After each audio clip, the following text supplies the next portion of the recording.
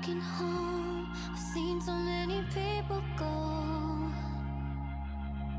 Learn to make it on my own. It's easier for me to be alone. So how are you? Keep cutting through, claiming you're not like the other guys. And only if I could give you a chance, show me that you mean it, we'll feel some type of way.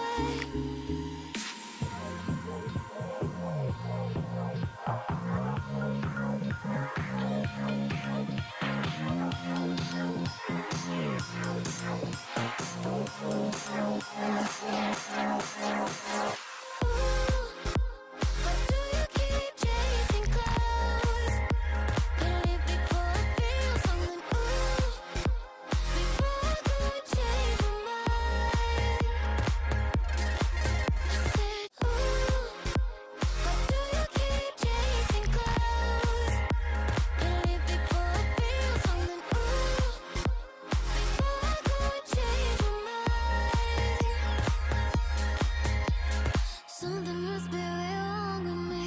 Keep wanting just to see you show up at my door. Et même quand je suis froide, un peu indifférent, tu continues tout de même de montrer tes efforts. I'm trying to keep my heart in peace. I just can't think about the way that I feel. It's too hard to trust, I mess it up.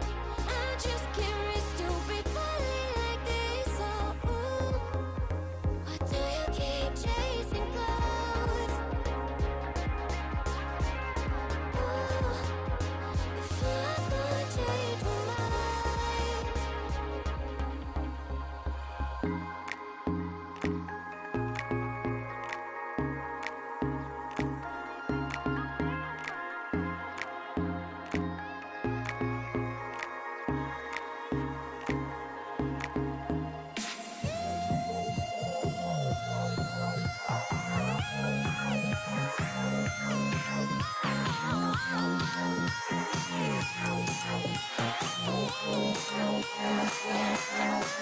I said, ooh, why do you keep chasing clouds?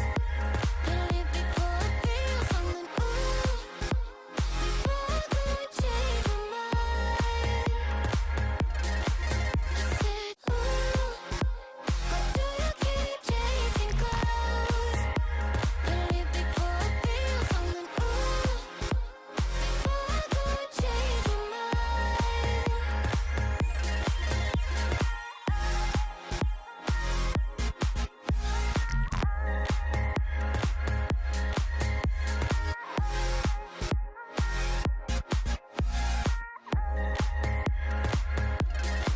I said, ooh, why do you keep it? Ooh, you make me wanna change my mind.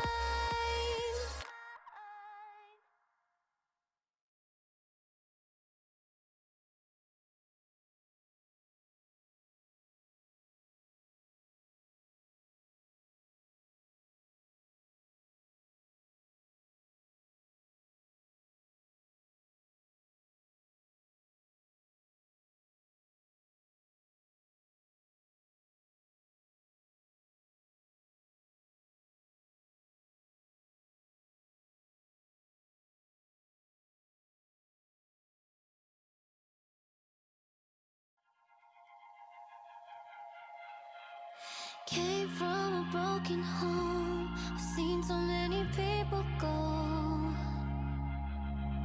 Learn to make it on my own. It's easier for me to be alone. So how are you? Keep cutting through, claiming you're not.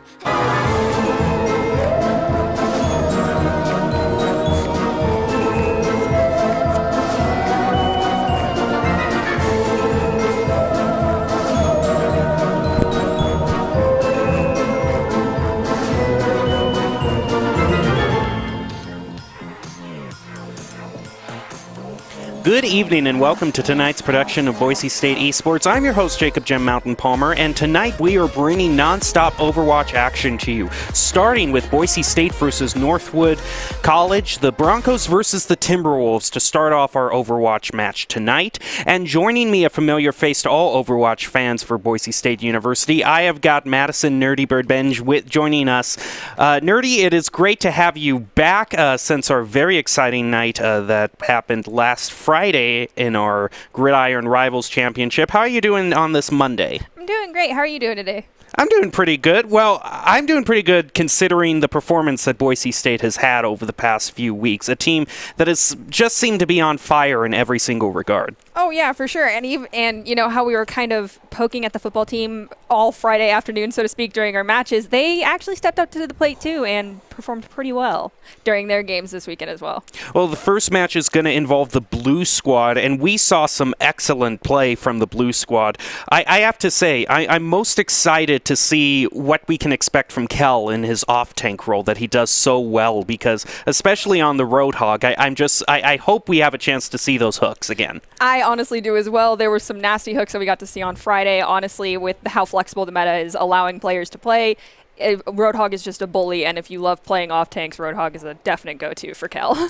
Now, what comps would you most like to see come out tonight? Because we have seen, we've seen Ryan Zarya combos, we have seen full dive with Monkey and Diva. We've seen combos potentially come out with like the Hanzo and Grav combo. What are you most looking forward to, or would most like to see? I would like to see the kind of more dive being brought back, just the higher pace of the gameplay that we were used to seeing. Granted, with the new updates and nerfs that came out, especially towards Ashe, it kind of slowed down the dive meta. So instead of having that so often, I would really like to see things go back to Monkey Diva, but granted, it's going to be up to the team to decide what type of comp they want to run.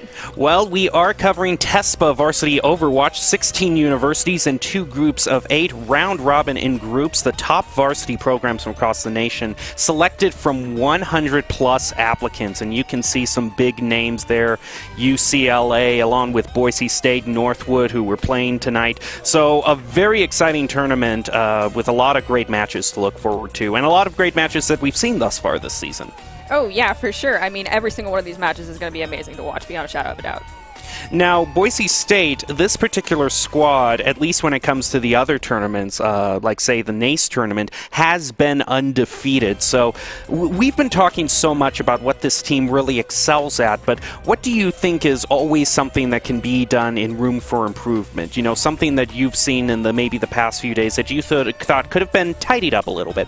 Definitely calling a lost fight when there's too many staggers happening, and being sure that you know which target you're having to, which target they should be focusing, their win conditions. It seems like sometimes that gets lost in the sauce, so to speak, with the gameplay and the pace that every team kind of is trying to set against Boise State. So it's really going to be up to them to make sure they get a hold on the tempo during this match and stay together and focus the right targets, because that's kind of where they slip away from each other a lot.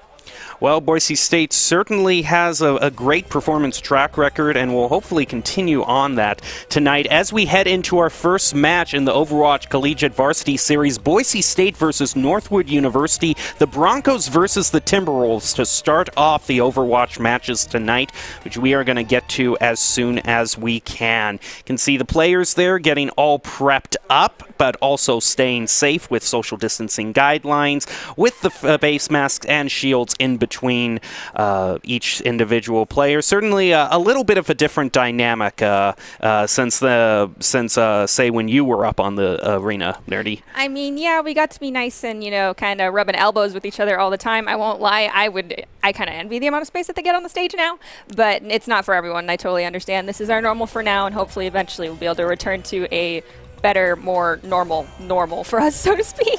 Well, one thing that doesn't change no matter what times we are Doc's keys to the game, and in Overwatch, make sure you win that first fight, have better target focus, respect their ultimates, and of course, Bagel, do not feed them.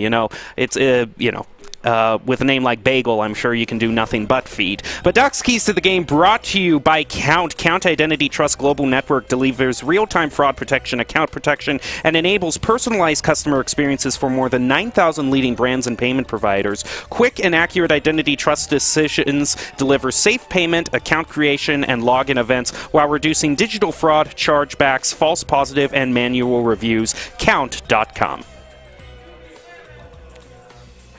Alrighty, as we are ready, and you were talking a little bit, Nerdy, about that better target focus. I guess you and Doc were kind of on the same wavelength in that regard. Oh yeah, of course, and definitely the don't feed. If your name comes up in Doc's Keys, it's never a good sign, guys.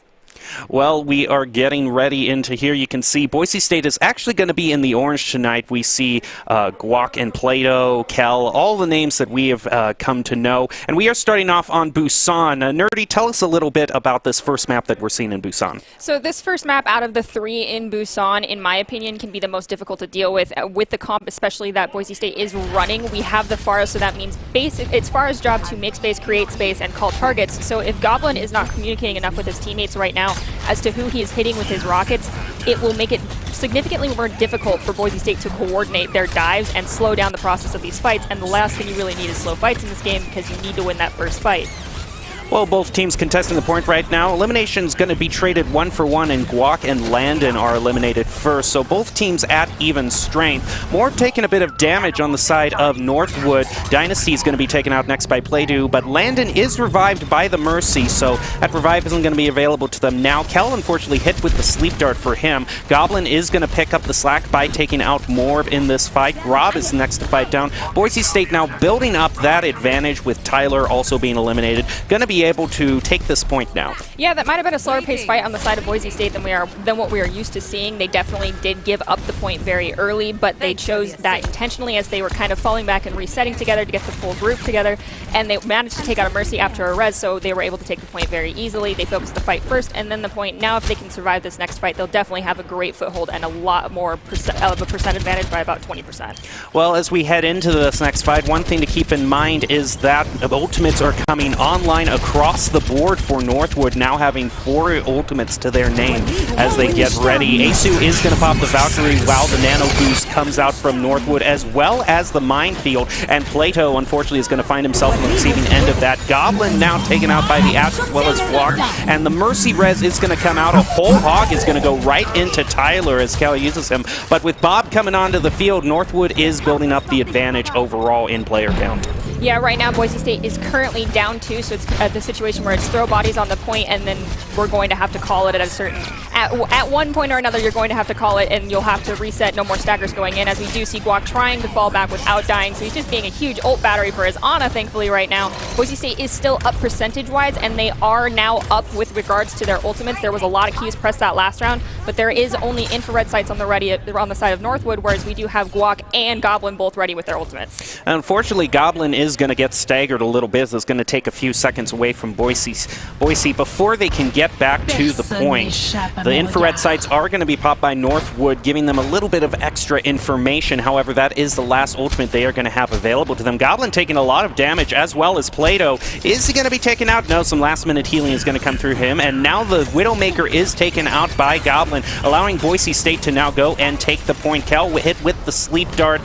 Goblin is going to use his rocket barrage there, is not going to find any eliminations, instead taken out by Grob. That's really got to bite when you hit your Q and then instantly get taken out. Yeah, unfortunately, when you don't have that Diva backup placement with those Pharah ultimates, becomes very tricky. You don't have nearly as much support as you're used to having when you have that off tank that is able to provide a DM.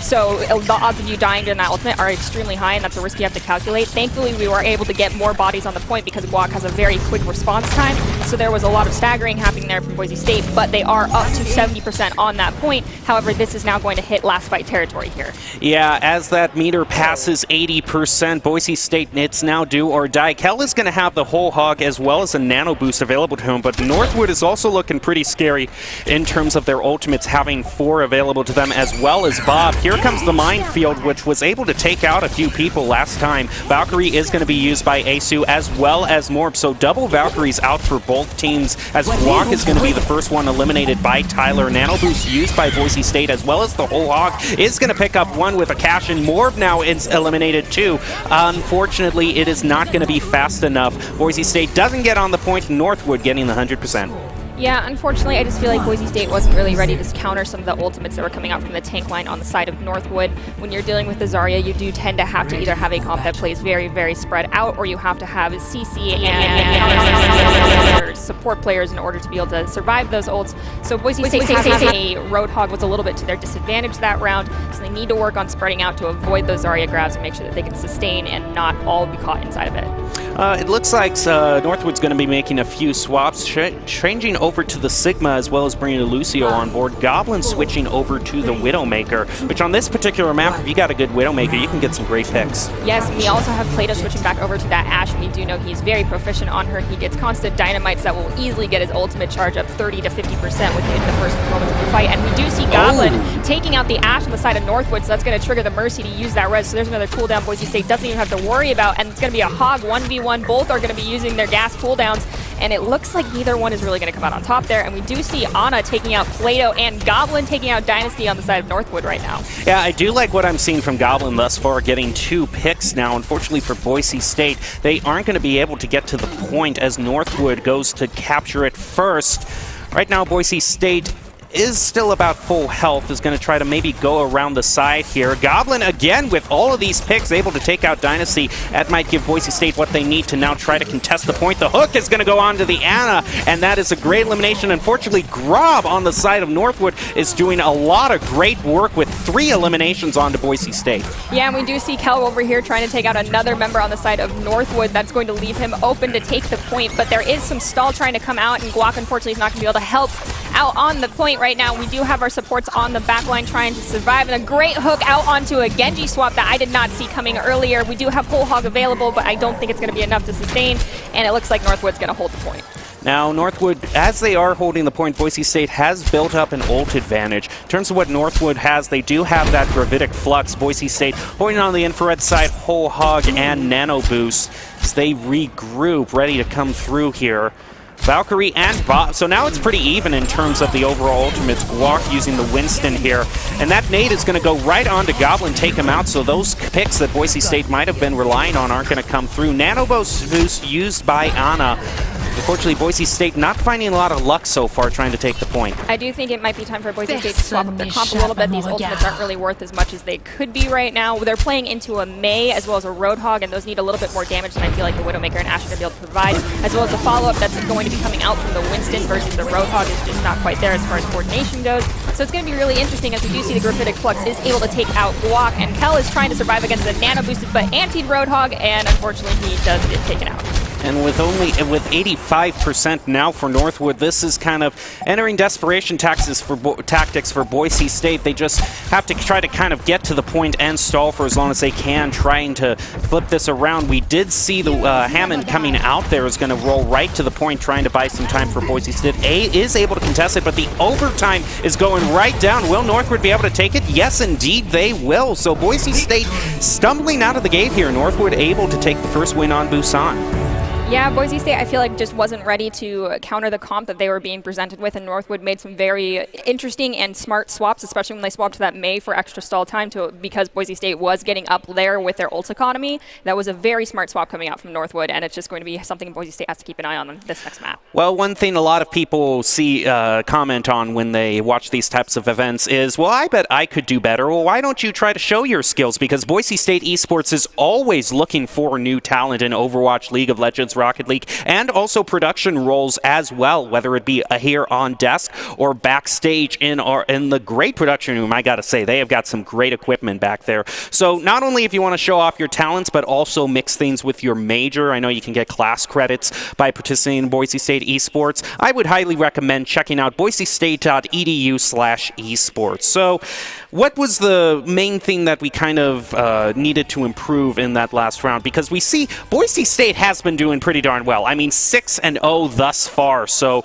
to kind of stumble out of the gate as they did, what was really missing that last round? It felt like Boise State was not really picking the locations of the fights. They were really letting Northwood set the pace of everything. Northwood was the one who was creating the engages and initiating those fights, as well as they were the ones going to the point first after there was a clear advantage for the side of Northwood. And so unfortunately Boise State was not capitalizing on their own advantage, as well as a lack of target focus, as well as the timing between the usage of abilities between the players on Boise State was lacking with regards to their movement abilities, so they weren't coordinating their dives enough. Yeah, I also thought that the ultimate usage in terms of what we saw in the first fight was kind of interesting. We saw a lot of kind of Q pressing as soon as the ultimate charge started in Boise State, and always seen that Northwood was kind of 1 or 2 steps ahead in Boise State in terms of their ult advantage. Yeah, and that does happen, and sometimes that's just a matter of calculating in your head where you are with your ultimates, what ultimates you are going to need to be using in order to counter other ones, and then knowing that when you aren't going to be able to counter an ultimate, what do you have to do to create the ideal conditions for your team to either come out on top or to get the fight done faster.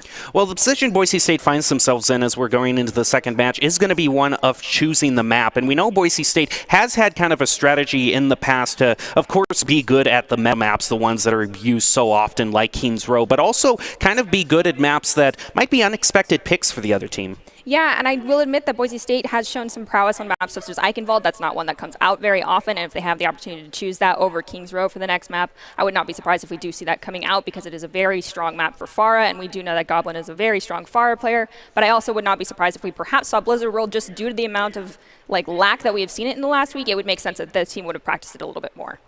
Well, we will have to see what Boise State's overall strategy is as we head into the second round of this Overwatch Collegiate Varsity Series match. Boise State versus Northwood University, Broncos versus Timberwolves, and Northwood University finds themselves with the advantage, starting with an early victory, and we are going to be going on to Numbani, it looks like. Yeah, Northwood's actually pulling out Dynasty on the Torbjorn, so they're kind of taking a nod a little bit there from Goblin himself. However, when you are playing into a Pharah, a Torbjorn turret is nothing really. You can take that down very quick, but we do see Dynasty actually swapping back over to the Mei, so hopefully Boise State is able to deal with that and will not put themselves into any small close quarters, because that will be their undoing with this current comp that they're running.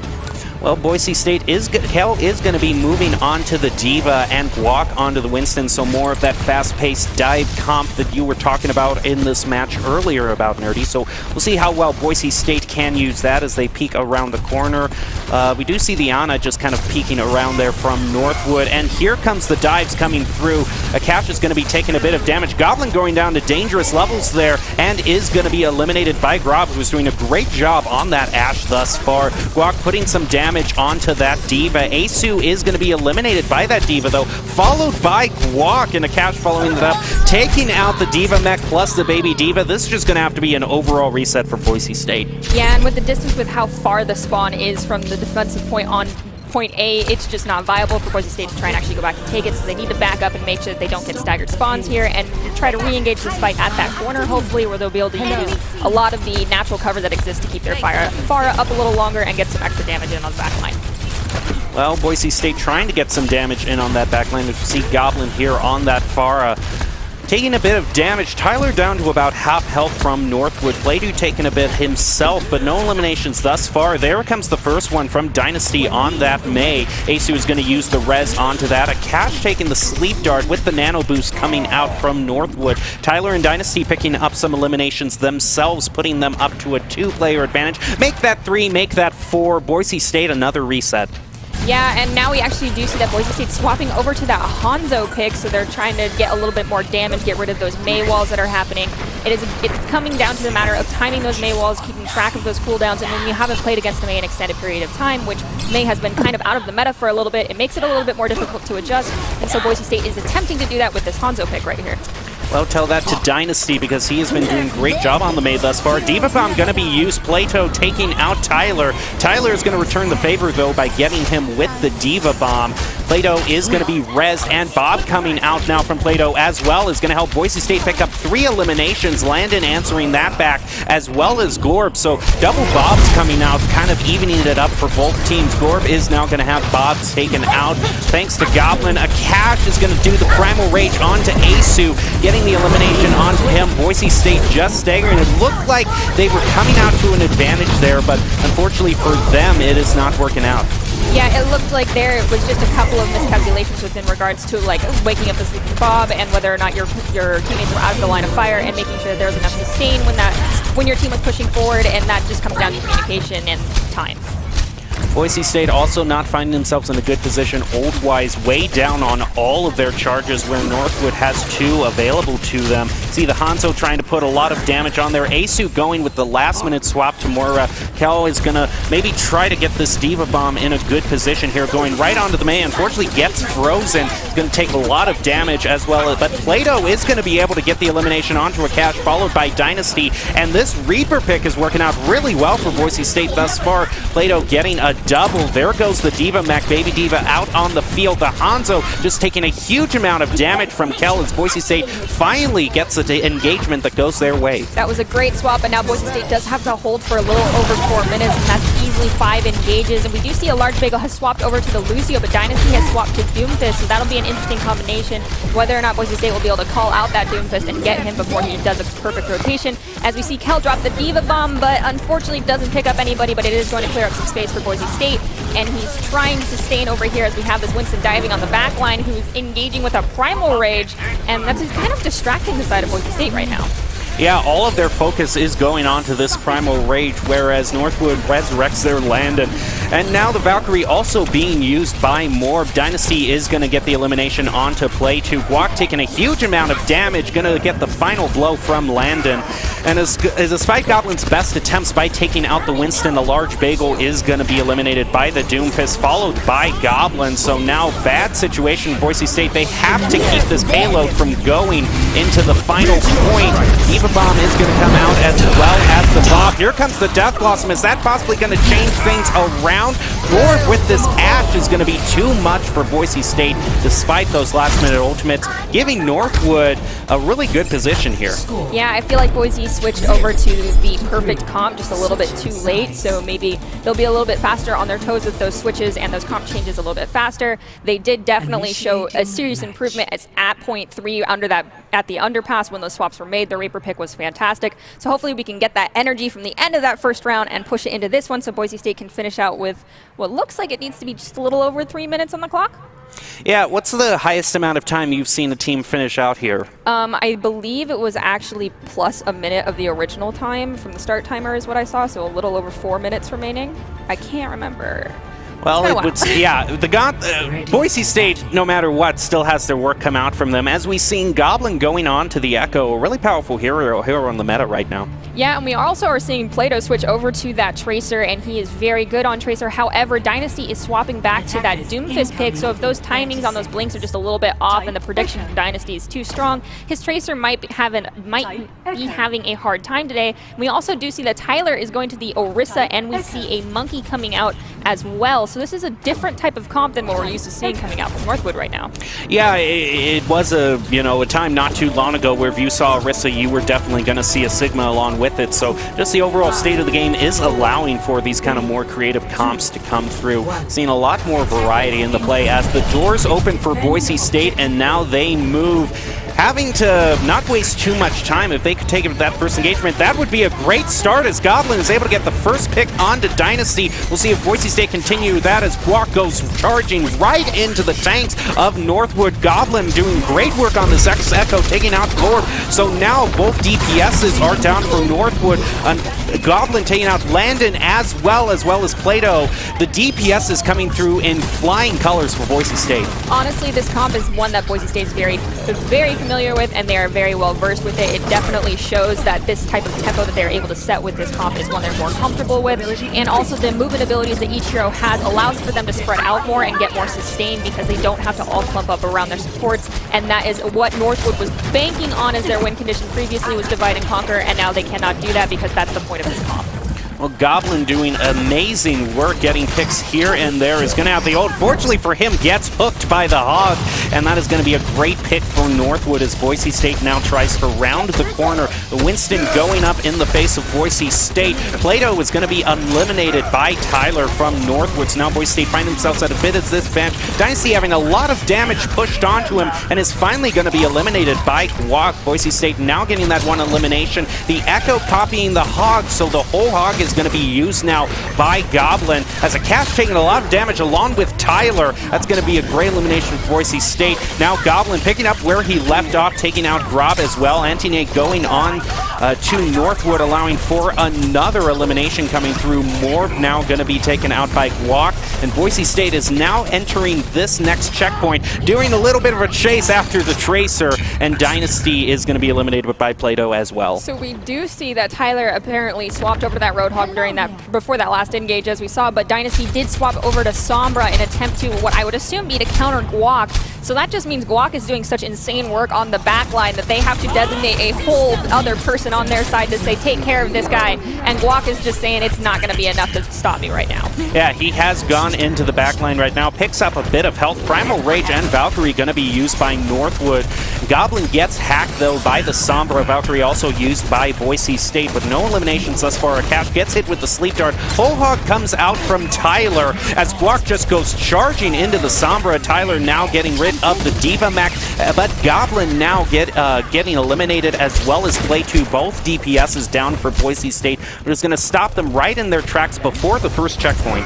Because we do have Dynasty over here still chilling out on that Sombra, and we see that he is about 80% to his ultimate. We can safely say that during the next engage they will have it. Boise State does not have an ultimate significant right now online that can counter that, so we're going to have to wait and see if Asu is going to be able to get Valkyrie in time for that ult. If not, Boise State's going to have to force a drive fight or force this EMP in a really inconvenient spot for the side of Northwood. Well, right into the back of the monkey right there, going to have to use the shield. Tyler taking out Kel's Diva Mech, as well as the Nano Boost being used by both teams. Here comes the copy onto the Ashe. But the ultimate isn't going to be able to use, so Bob unfortunately is going to come out. Morb doing great work taking out a large Bagel, as well as resurrecting Landon. A Cash and Dynasty are now going to pick up 2 more eliminations, forcing Boise State to do another reset. Unfortunately for Guac, getting stopped right there with the Sleep Dart from the Ana, and now it's going to have 2 focused right on him. Is he going to be able to make it out? He has 55 left. It does look like it. Okay, he gets some help.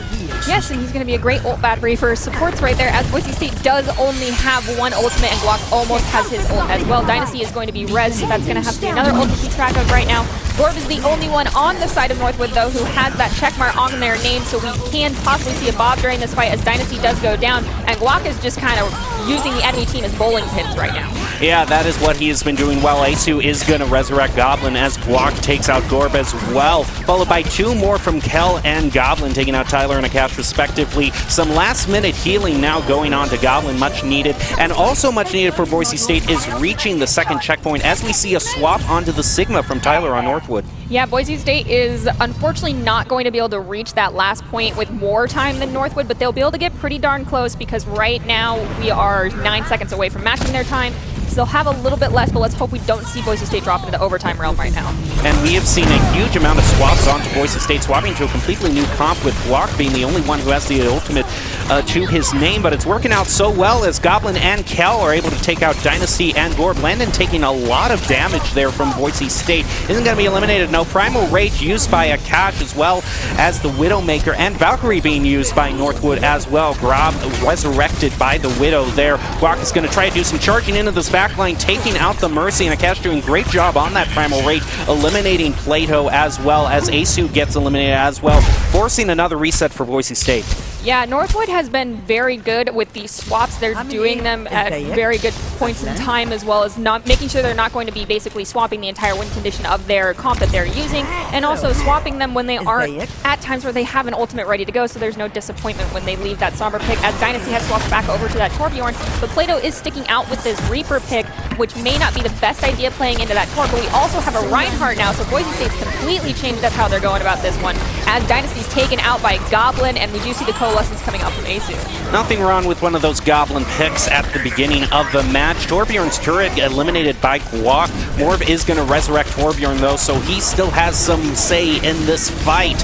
Boise State taking a lot of damage right now, Plato and Asu, but the beat is going to come through from Lucio, giving them that extra survivability. Plato getting right in the face of the monkey, trying to take him out. Death Blossom is going to be available to him, but Death Blossom, who needs that when you got 2 picks from Goblin taking out Northwood, going right through them. Going to be going on to Gorb as well. 3 eliminations in that last engagement shows just how powerful Goblin can be on his accuracy. Boise State now taking the second point.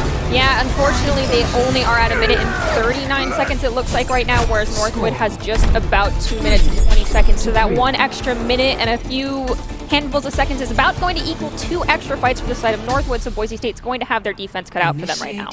Yeah, but at least making it a little bit more of a fight than we saw in the first round. Yeah, when it comes to these first engages on these very snowbally maps, if the spawn point for the defending team is just too far, if you give up high ground too easily and are pushed back too quickly, the odds of you being able to get more than 1 fight on the first point are very limited, and the odds of there being a 4-minute timer after the first round has expired is very high.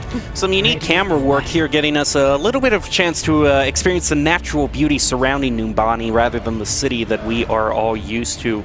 Northwood, looking like Rob's still deciding on what he wants to pick here. Dynasty is moving back onto that May. Yeah, we do have Morb sticking with that Mercy. There was a lot of great resurrections coming out from Morb. Their positioning is great as well. The antis coming out from the Ana on the side of Northwood have been fantastic. I'm really happy to see a large bagel sticking with his tried and true Lucio pick, because those sound barriers that he's been able to provide with some insane sustain on the side of Boise State helped out a lot during those last few fights. So I hope they don't swap off this comp, because it is definitely the one that Boise State is stronger with and can overpower Northwood if they set their mind to it. Well, getting ready to exit the airport here. Boise State has to go right onto that point as they have a time disadvantage right now as they start charging through. Now, last time they charged this point, they were able to get it in 1 engagement due to a couple picks here and there. We are going to see if that is the case right now. Boise State takes the left path, it looks like, up through the building. Plato is going to be hit with that sleep dart right on the Ana. Going to have to wait, is going to go back and try again. A large bagel getting the first elimination, eliminating Dynasty. That's going to be a nice pick. But those reses, as you were saying, have been great. Unfortunately, with this cavalcade of eliminations going on to Morb and Tyler, Boise State is now going to be able to take the point. The Tracer trying to take out this Ana in the back row is going to be able to, looks like, do it with Asu, providing the final blow as the Mercy. Akash was able to get elimination onto Kel there, but Goblin is going to answer that back by eliminating him. Dynasty now getting eliminated, as well as Morb. Great job by Goblin on this Echo, as we have seen thus far. And Boise State now able to take the payload. Yeah, definitely the follow-up from the Lucio speed that Boise State now has is quintessential to taking out that Mercy and preventing those reses, but you know, it's just as good as if you can kill the person, have Mercy res them, kill the person again, and then kill Mercy, because then you got 3 kills for the price of 1, in my opinion. So definitely having a large bagel on that Lucio for that first engage helped a lot, but we do see him swapping over to that Ana for that little bit of extra healing output per second, but that is going to come down to making sure line of sights are clean, as well as using natural cover to sustain during times in which your Ana is going to be reloading. As we do see Plato going in for the stick, but is not going to pick anybody up as they're trying to get rid of this May on the side of Northwood. Yeah, trying to get rid of him, but that healing from the Ana is going to prove great for Northwood. Goblin being eliminated, but Plato answering that back by taking out Dynasty, so we are still at even strength for both teams. Both Valkyries are going to be used by both, as well as the Nano Boost coming out from Landon. Kel is going to be eliminated by Akash with Asu quickly resurrecting him. Boise State back up to full strength, but no eliminations quite yet to their name, as this Tracer is trying to pick out somebody, but those healing nades from the Ana are going to make it quite more difficult for him. Now the eliminations start to come out with Tyler and Groff being taken out, but the Primal Rage and Bob is going to swing it back into the favor of Northwood as the res also comes out, ending Boise State's progress. So Boise State got just under 73 meters there. That is a decent push for the amount of time that they had, under 2 minutes. Northwood now is going to have 3 minutes and 22 seconds to push, so Boise State's going to have to hold that first point and not give it up in one fight if they really are expecting Northwood to push as hard as they did. Yeah, it certainly will be a heroic effort if they can stop Northwood here, and it is do or die for them, as we are in best of 3 instead of best of 5. So Boise State now has to find it in themselves to do a great defense here to keep their chances alive and draw this to a tiebreaker. Yeah, and we're still waiting to see the picks come out from both teams. It looks like Boise State is going back to more of the standard high ground control comp that we've seen before. We have Goblin swapping back over to that Torp. However, Kel and Guac will be going with the Diva Winston dive. So this is going to be basically the DPS with Ash Mercy is going to be up on the left-hand side trying to get a Dynamite into that main alleyway when the enemy team is spawning and moving forward. However, we do see Dynasties now pulling out that Pharah, so that Pharah might be to counter Goblin, and I don't know how much of a disadvantage that's going to be for Boise State. I mean, I don't care what scenario you have. I would not want to be in an alleyway with Dynamite in my face. You can see the lineup there. Guac, Kel, Goblin, Play-Doh, a large Bagel, and Asu for Boise State. And Guac being the only one I really recognize in terms of carryover from different semesters. A lot of new players. Yeah, Asu as well. Asu has been brought up from one of the other squads that we had. He's been here for an extended period of time, and it's his turn to be in the limelight. He's a fantastic support player, and I'm glad that he is with us now after being on our other teams for so long. Northwood getting off to a good start with the Ashe being able to get rid of Ana, as well as the Dynamite coming onto the D.Va mech. So Baby D.Va out on the field. If Boise State can pick that up, there goes another Dynamite onto a lot of members of Northwood. So they got to stop them from taking this point, though, as the third tick is coming through. Large Bagel eliminated by Dynasty. Shields going up. The res coming onto a large Bagel, but Dynasty doing great work on this Pharah, getting rid of Guac, and the D.Va back. Goblin's going to answer that back by taking him right out of the air, but Morbin and Cash and Grob more than willing to pick up the slack, allowing Northwood to almost take this point, but it is being contested by Boise State. Grob taking out Play-Doh, as well as Dynasty being rezzed as Bob goes on to the point, and now the payload has to be stopped by Boise State, and this is going to be a tough job for them. Yeah, you can see that Mercy, Asu was definitely trying to boost Play-Doh during that fight to get that Bob up faster than he did. However, they ended up throwing it, and it got a couple extra seconds off that timer. However, Boise State does still have to hold out for 2 minutes, and they didn't even reach that second point. So this is going to be about a 2-fight payload here, in my opinion. And these picks coming out from the Ashes could prove vital. We did see Dynasty taking out Goblin. Now Boise State's back at full strength, and this Winston is trying to go into the back line right now. Morb is going to resurrect Dynasty, and all these ultimates available, but Northwood isn't going to be able to use that barrage as Kel takes him out, as well as Goblin picking off the Akash. Now Boise State has to get to this payload to stop it. Valkyrie being used by Asu, and now Primal Rage is also going to be available to Guac should he choose to use it. A lot of ultimates in the pocket of Northwood right now as Grob gets eliminated by Play-2. Being hit with the anti-nade, he's going to take a lot of damage, almost be eliminated, and there he goes as Morb resurrects Guap. Gawk is going to answer that back by taking out Landon as the Nano Boost and Primal Rage, and D.Va back is going to come out there using so many ultimates right now as the D.Va Bomb is going to get rid of a large Bagel, as well as Primal Rage taking out Goblin as well. These ultimates might come through for Northwood as Guac goes onto the point, trying to use this Primal Rage to buy some time for Boise State. He is finally going to get eliminated. Here comes the D.Va, taking out two for Boise State. This could be just what they need, but the payload is still moving as Guab and Tiger takes out Kel, and Play-Doh is now using the bomb, but he's not going to get there in time, and Northwood is able to get the win. But a good job on that D.Va bomb, giving Boise State maybe just a little bit of life in that final engagement. Oh yeah, I'm satisfied with how well the D.Va bomb was placed. It was perfect. I'm not upset with that engaged at all. I'm not upset with that map. All of Boise State played great that round. No complaints. Yeah, that was a really exciting final round. And congratulations to Northwood taking on a team having a good record as Boise State Blue has had and winning overall in that match.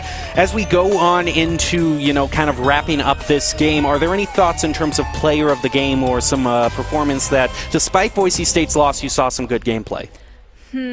Okay, so of course I'm going to have to try and nudge the supports out a little bit again. So a large Bagel had some great saves, especially with that sound barrier towards the end of the second map. So I'm going to be definitely rooting for a large Bagel, but knowing how this is going to go, I'm going to have to say Guac just because his ball was kind of on fire tonight. Yeah, he was real bowling champ tonight. He was just going all over the place, charging right into that backline. So it will be interesting to see. I would probably say him. He did a really good job.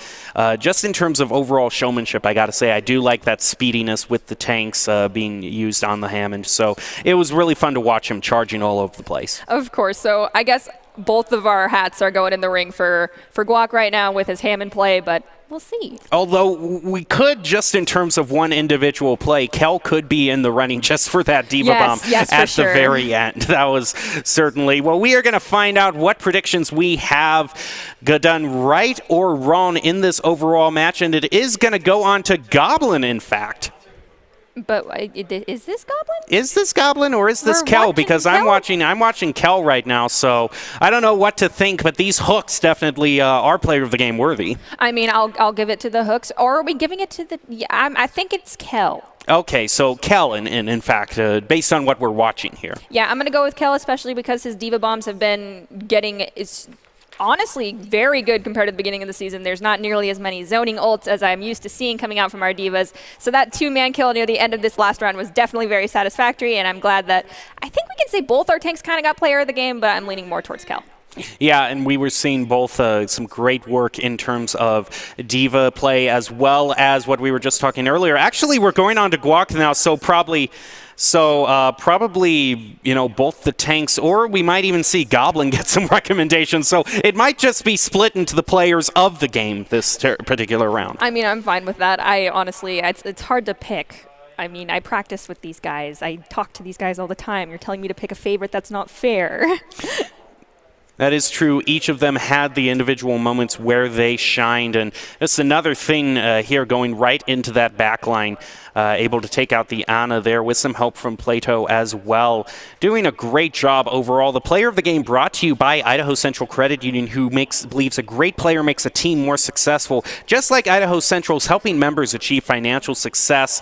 Kel, Guac, Goblin as well are your Idaho Central Credit Union players of the game. So despite Boise State getting an overall loss there, some great gameplay coming out from them. And just an interesting question, what would you say for Northwood, just to any players that caught your eye there? Definitely have to give a shout out to Northwood's DPS as well as their support. Their Mercy is a very good Mercy player. And honestly, I won't lie, I did kind of cyberstalk their team a little bit. They all are very gifted players. Their tank line is very entertaining to watch, and I definitely would say that they're a force to be reckoned with. They are kind of like the northern wall of the north, so to speak, because they are a very, very well-stacked team, well-rounded, and Boise State will be coming for you later down the road. Well, we have got so much more action for you and more Overwatch matches as we are going to switch on to the orange team coming up next. But as we do with between each match, we're going to be taking a little bit of a short break and leaving you with the top 5 plays of the game that you saw in this last game, brought to you by the Idaho Army National Guard, who invites you to take your critical thinking skills into real time by offering more than 10 jobs at a $20,000 bonus and your degree of choice paid for. The Idaho Army National Guard is one of the best teams to join out there. You can reach out to them at iGuard Gaming on Twitch.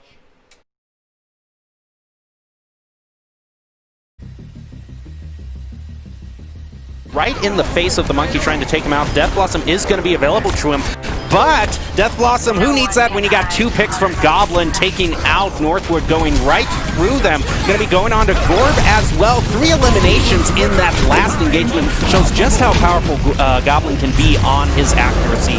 Boise State now taking that checkmark on their name, so we can possibly see a Bob during this fight as Dynasty does go down, and Guac is just kind of using the enemy team as bowling pins right now. Yeah, that is what he has been doing well. Asu is going to resurrect Goblin as Guac takes out Gorb as well, followed by 2 more from Kel and Goblin taking out damage as well, but Plato is going to be able to get the elimination onto a cache, followed by Dynasty, and this Reaper pick is working out really well for Boise State thus far. Plato getting a double. There goes the Diva Mech, Baby Diva out on the field. The Hanzo just taking a huge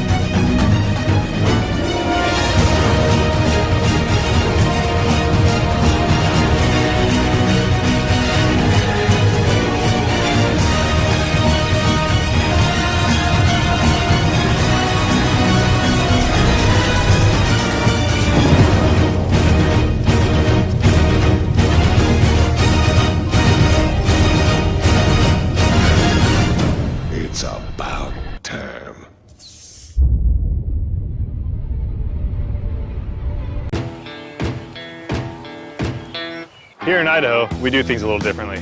First rule, camouflage never goes out of style. Next, always use fry sauce. I mean, why wouldn't you? Hold steady when out-of-state friends think you're from Iowa. We call it pop, not soda. We always put a lift on our pickups. And we always buckle up because we still have a lot we want to do, and I'm guessing you do too.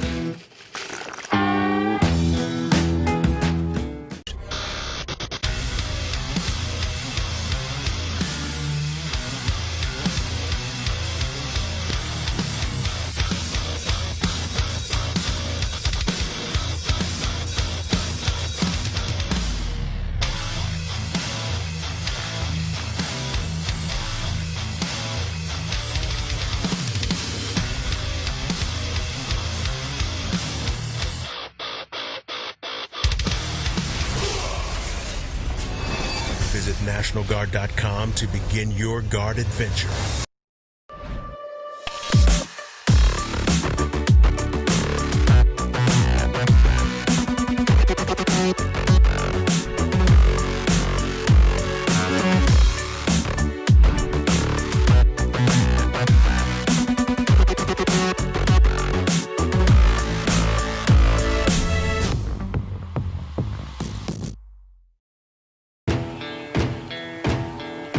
Growing up in Idaho, we have certain rules we live by. Hold steady when out-of-state friends think you're from Iowa. And always buckle up. Seatbelts save lives. That's a rule we can all live by.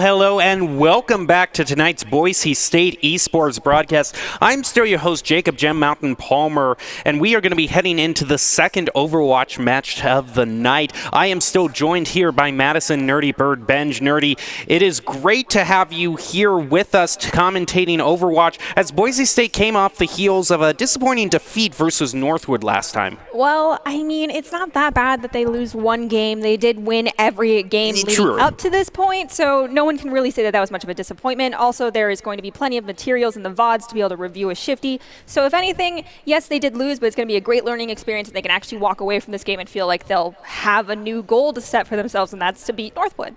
Yeah, and give us a little bit of an insight over kind of going over the VODs and just trying to learn, especially off the heels of a defeat that you might not necessarily have been expecting.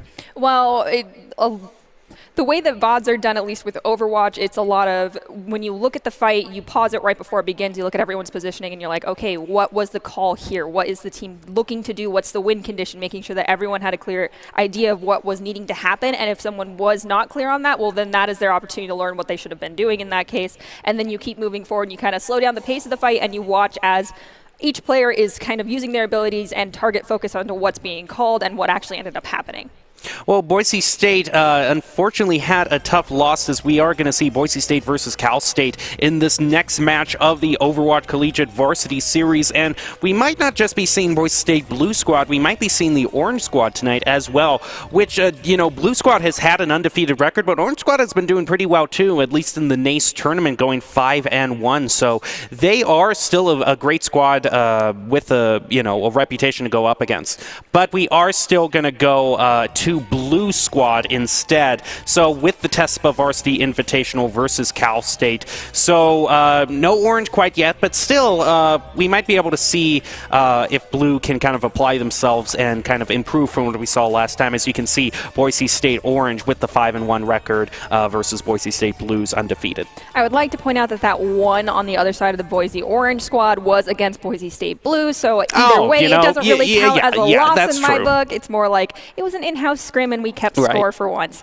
because both those teams are very easily evenly matched, and you do actually see players on both rosters that we see sometimes cross when we're playing in different tournaments, because their skill levels are very equal across the board. It's just that some players drive better with other players, and so you do have to build your teams around that dynamic as well. Well, as we go up against Cal State, we are going to be going on to the first map, which is Control, which the last two times, I do believe that the first map in Control in this best out of 3 is set, so I would guess we're going to be seeing Busan again. I would most likely guess that we will see Busan as well. And right before we get to see Busan, what's this? It is Doc's keys to the game, which is to win your first fights. Always call your targets early and follow. Have a plan for every ultimate you use. And of course, get your midterms done early. Doc's keys to the game made possible by Count, which offers real-time fraud protection, account protection, enabling personal customer experiences with more than 9,000 leading brands and payment providers, quick and accurate identity trust detections, and delivers safe payment account creation, log-in events while reducing fraud, chargebacks, false positives, and manual reviews. Count.com if you want to check them out, as we are ready to head into the second match of the night, Boise State versus Cal State.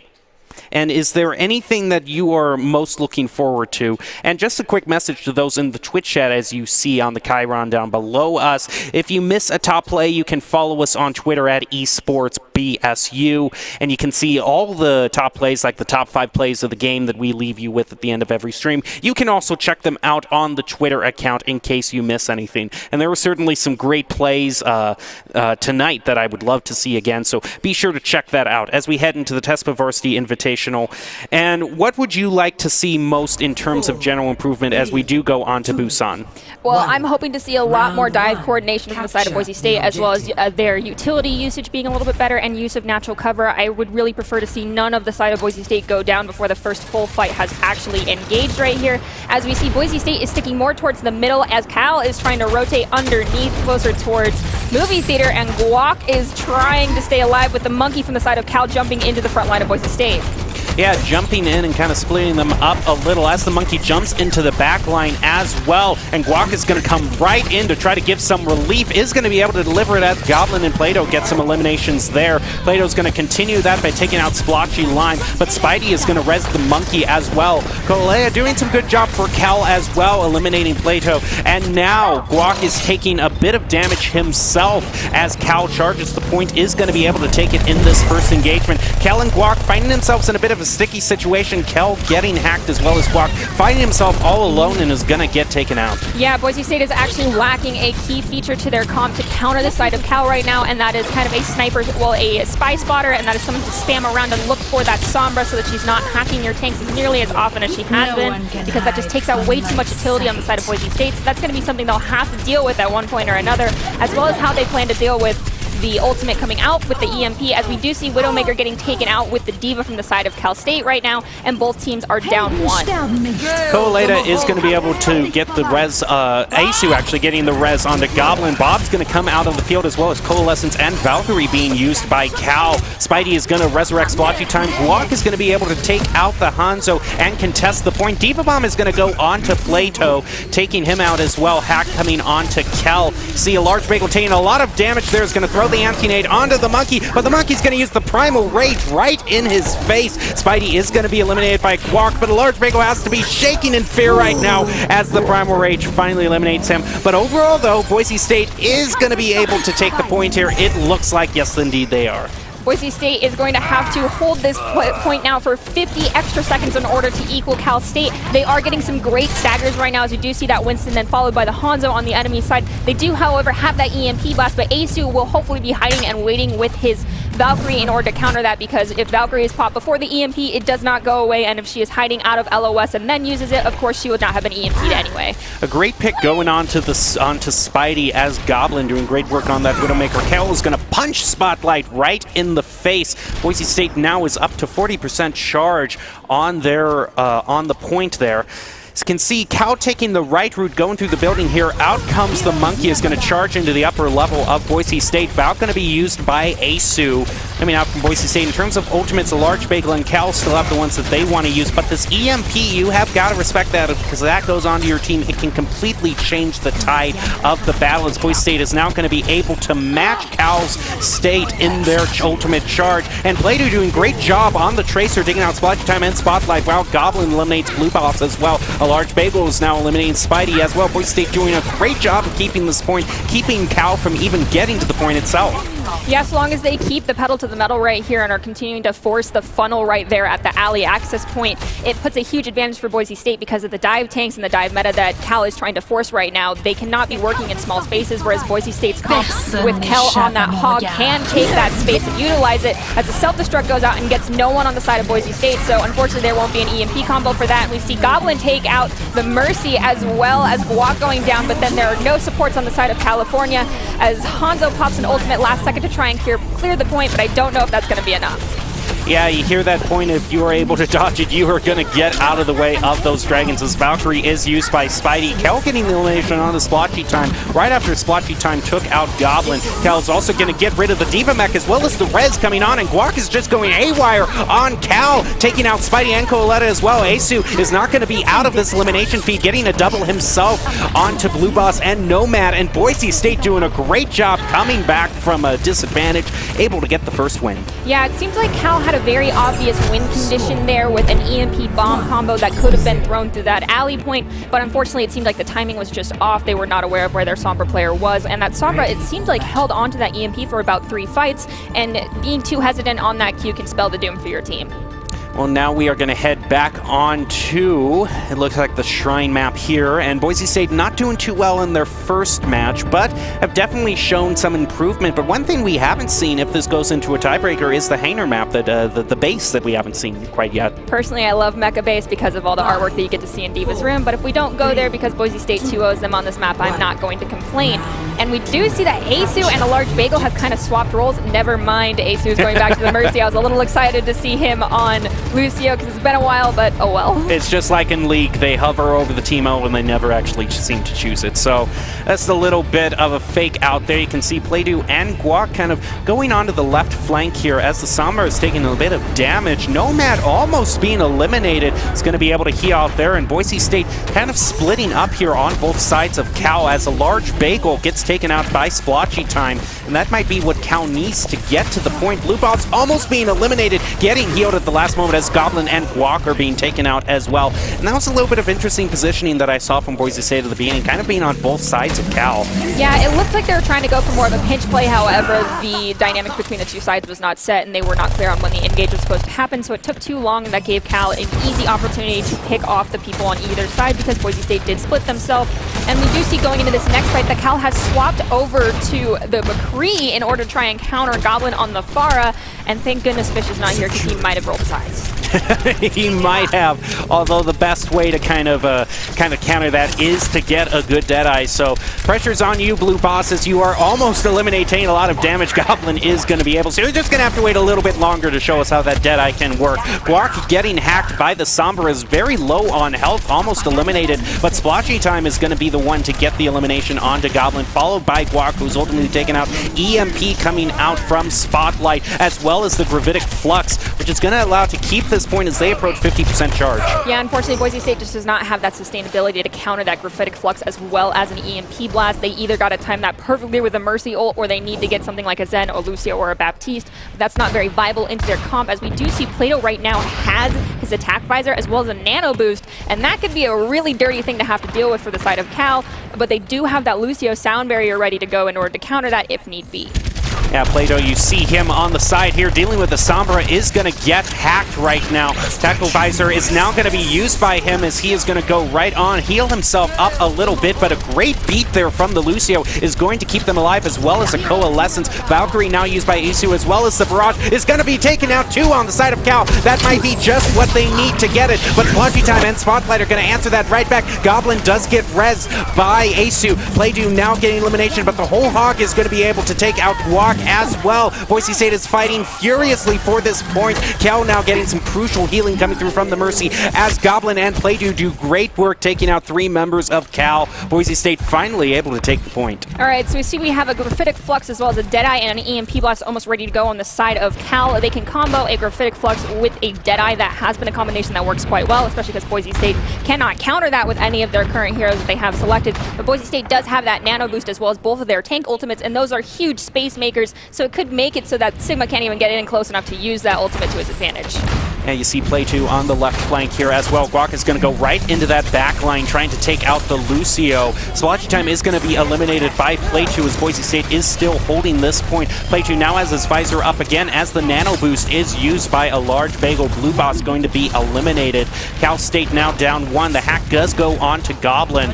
Boise State still not a lot of eliminations, but still being able to keep Cal from taking the point. Yeah, and we do see that Asu's now at 70% on his ultimate, and the Sombra is getting taken out by Guac. He's just kind of headhunting her whenever he possibly can, so they don't even have to worry about that EMP.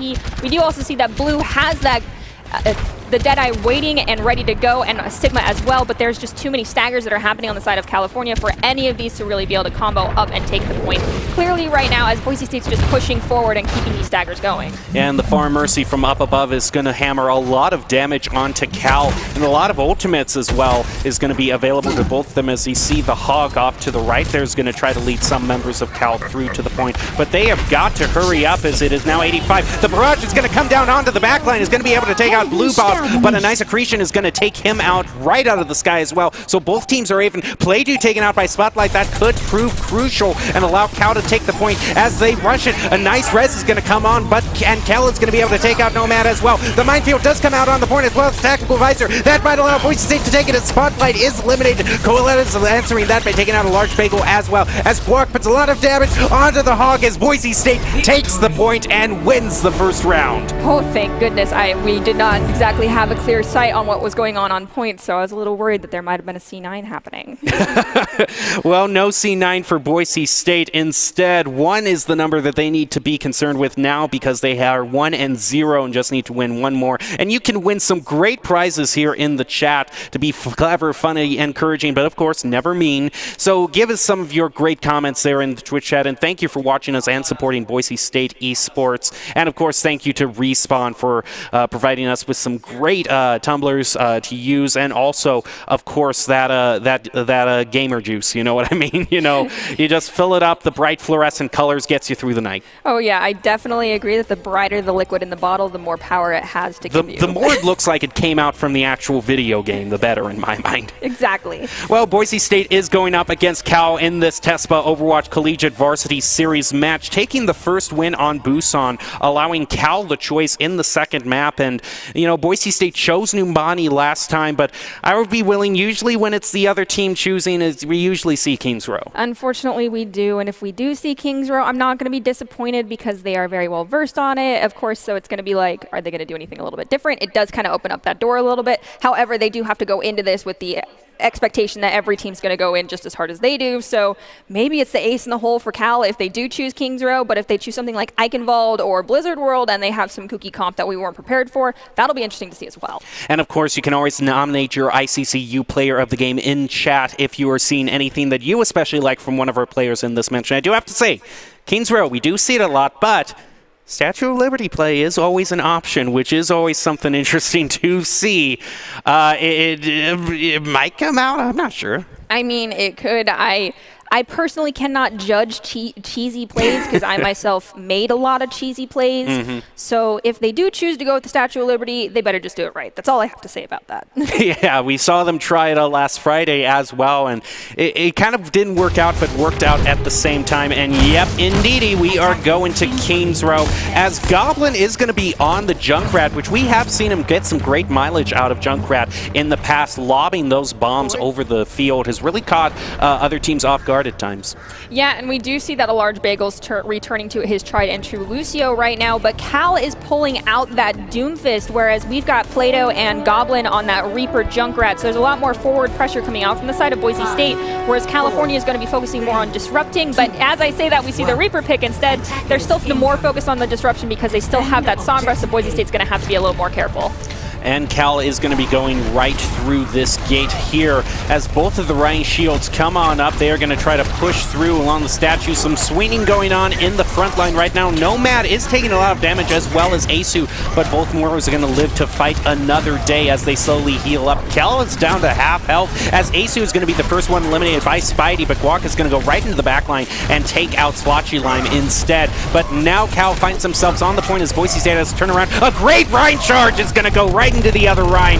I always like to see that. And now Plato is going to be eliminating Spotlight as well as Nomad too, so a double for him, and a large Bagel is going to help to turn this around. Going to be able to maybe stagger the Lucio here. He is trying to get away, and there he goes, getting a nice stagger around to Cal, allowing Boise State to hold it for the first engagement. I really liked how Boise State went around that engage right there. They used the statue in order to allow for some natural cover on their end. They took the fight at the pace they wanted. Even though Cal did touch the point and get one tick, they know that it's okay to give up one or two ticks to make sure that they have the positioning advantage, and they took it. As we see that this engage is beginning with the junk tire going out onto the Reinhardt at the side of Cal, so Boise State's now already up one as we see an Earth Shatter come out, followed by the Coalescence from Nomad that is going to take out a large Bagel, but Guak is also going to take out the Zarya on the side of Cal. And Cal, you've got to fear him right now at this near full charge on the Zarya. Can do so much damage as Plato gets a triple for himself, taking out Spidey, Nomad, and Blue. Doing great jobs in both of these engagements. He's been crucial in allowing Boise State to be able to hold this point,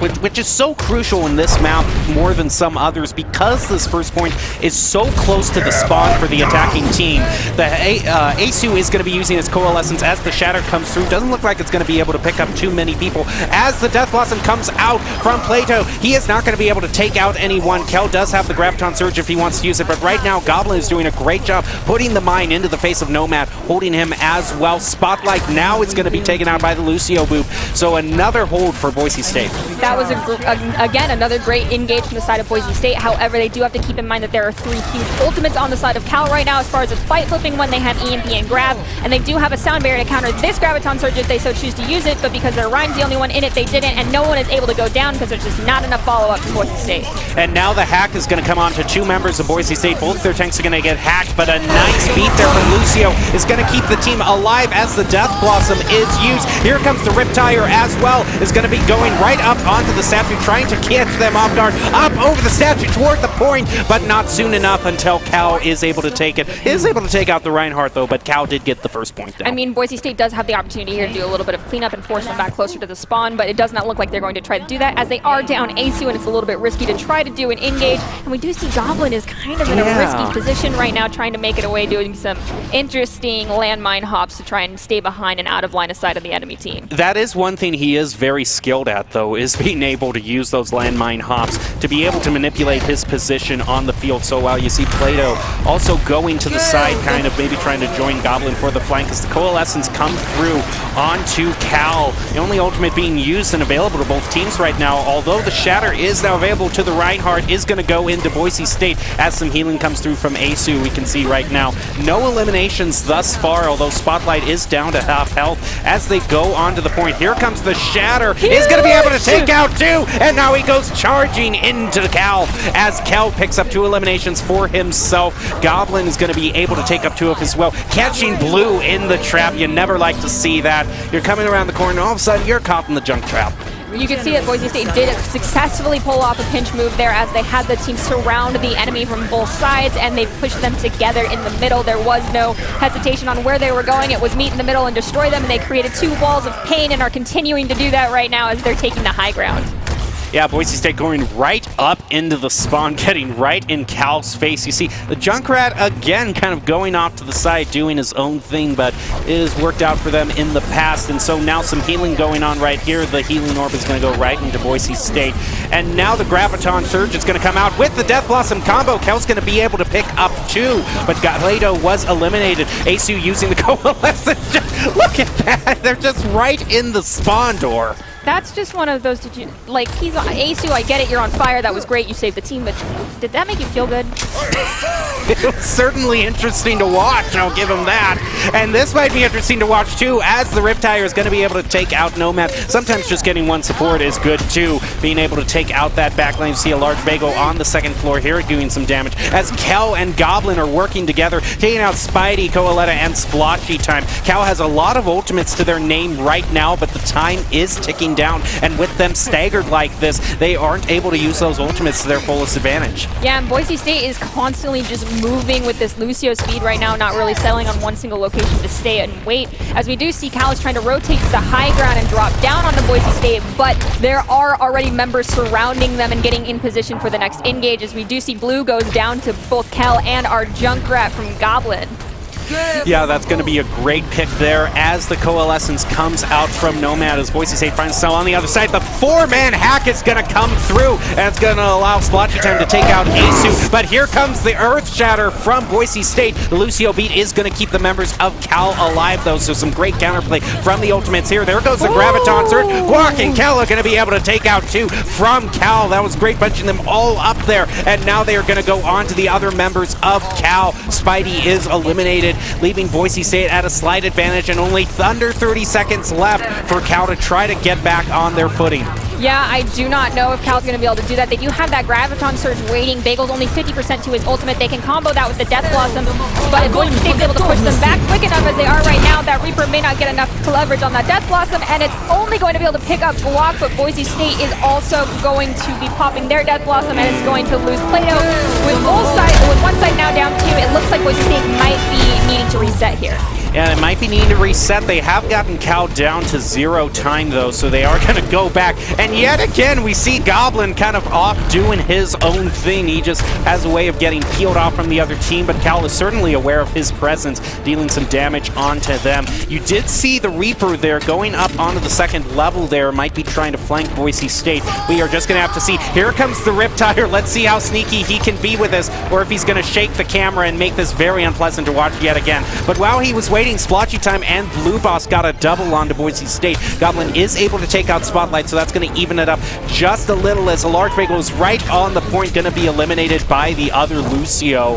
And now Boise State looks like Cal might finally be getting to this next checkpoint, able to extend the match just a little longer. Unfortunately, Boise State did not have a clean engage on that fight. They did have the opportunity to stop this payload much before here, but they do still have a chance to prevent them from getting that second point, as there is almost a Coalescence online with this grab, but it may not even be needed, as we hear the Earth Shatter come out. Here comes the Coalescence, and they are just picking apart California, and that's going to be round 1 to Boise State right there, stopping California right before the second point. That is huge. I don't know when the last time I have seen just 1 point gotten on Kings Row. It usually comes down to the final stretch. I think that just goes to show how equally matched both these teams are, and how it's going to be coming down to literally a game of mistakes and who gets in whose head better. Yeah, and Boise State, if they can take this point in just 1 engagement, I would say that's some really good omen for them. I do have to say, one thing I do enjoy about Kings Row, no matter how many times we see it, is the amazing camera work we do see from our camera operator, because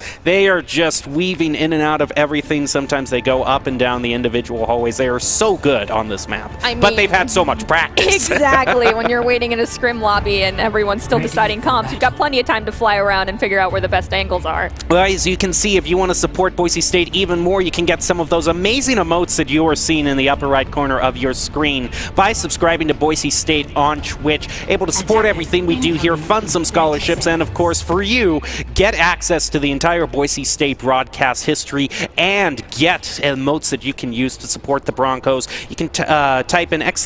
free sub to get more information about how you can link your Amazon Prime account and get a free Twitch Prime subscription as well. You can see Boise State, the the comp they're going to be using. They're going to be using the Ryan Zarya composite comp as well as Cal. The only difference I really see is the Hanzo and Sombra being used on Cal, whereas Boise State is going with Junkrat and Reaper. Yeah, so Cal has a very obvious win condition of that Graviton Surge Dragon Strike combo. However, if Large Bagel is playing on top of his game like he normally always is, we will expect to have various sound barriers to counter all of that play going on. So then it's going to really be coming down to how well the other ultimates from the DPS are being used on the side of Boise State. And I saw one person on the left through the hotel there might be peeling off to play Boise State, but right now Plato is going to be able to get rid of Blue, taking the point easily in the first engagement. Despite his hack, he's not going to be taking any damage. The Ryan taking a good amount of damage from Cal is going to be eliminated by Guac, as Goblin's doing a great job on this Junkrat, taking out the Sombra spotlight.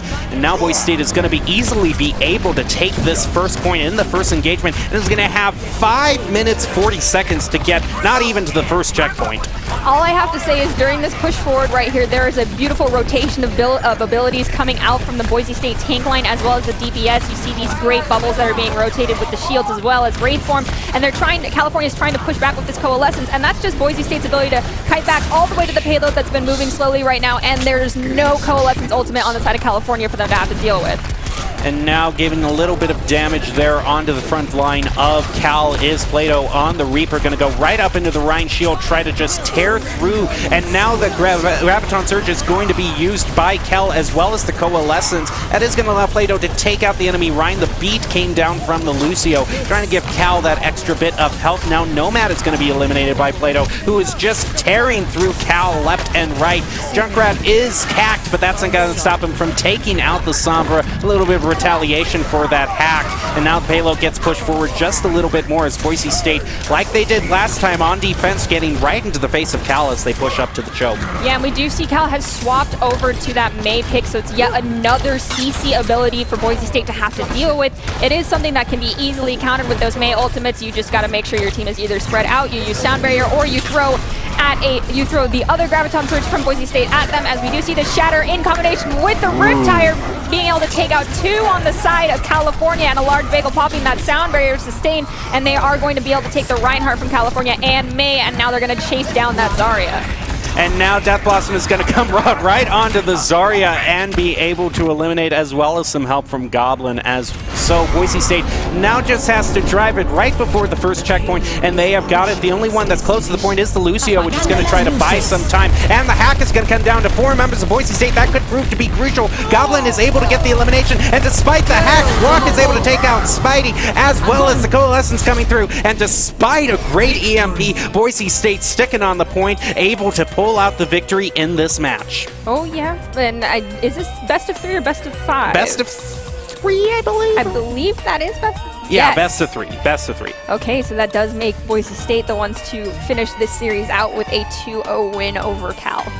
Yeah, the great performance there all around, really coming back to get back in true form, so to say, tonight. And overall, what was kind of the most improved thing you saw from the first match and now the second match? Definitely it felt like the first match as a whole was a warm-up. I hate to say that because they did lose, but the way that Boise State was playing as a team, it did not feel like they'd been playing with each other for an extended period of time together that day, so they just weren't on the same wavelength, whereas during that second match, you could see that there was a lot of coordination between ability usage that wasn't taking any sort of heavy communication. It was just kind of the rhythm and pace that they had set for each other that they were used to because of the amount of time they have spent together, and that is something that comes with that warm-up period, and we definitely saw that difference between the two matches.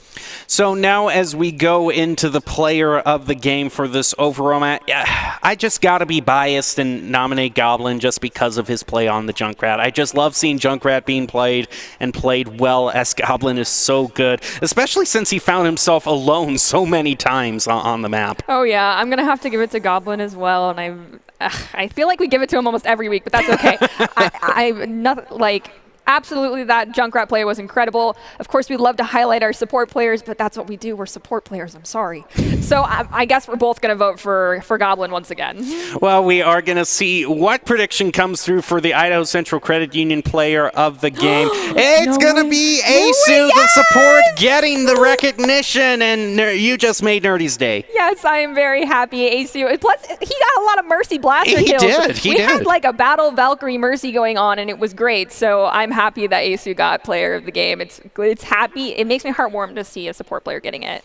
Yeah, Asu was so good, switching so effortlessly back and forth between that Battle Mercy and just the healing. You can see him doing great work on the Valk here. And it really is, being good on the reses as well. Those, they can just undo that early pick and get your team back up to a fighting chance on the engagement. Oh, yeah, for sure. And your support players are important. So I'm happy to see a support player of the game. And those coalescences, of course, were dirty. And we did mention earlier, did that make you feel good, the one at the spawn door? After we had to make a comment like that, I guess we should have known that it was actually going to be Asu. Because if you make a dirty play or you do something that just kind of draws out the, man, I feel bad emotions, then that's probably going to be the player of the game. Yeah, we might actually see that in the highlighted plays. I think we are going to see it right here because this was the moment that Boise State was crowded up against the spawn point. Yeah, here we are. We're going to see it right here. Yeah, this is a great fade into a sustain for the team. We do have the Death Blossom happening inside the doorway, but then we're able to keep both our tanks up right here and just charge through the front line and kill them inside their own spawn doors. That's just evil. Well, a certainly well-deserved player of the game. On to Asu. Support getting some great recognition from player of the game, brought to you by Idaho Central Credit Union, who believes a great player makes a team more successful, just like Idaho Central Credit Union's helping members achieve financial success. Asu is your Idaho Central Credit Union player of the game for this match, Boise State versus Cal in the TESPA Varsity Invitational. Some great play all around, and just as always, we are going to leave you with the top 5 plays of the game. Certainly a lot to appreciate in this in this match that we saw of Boise State versus Cal. So brought to you by the Idaho Army National Guard. Enjoy these top 5 plays of the game.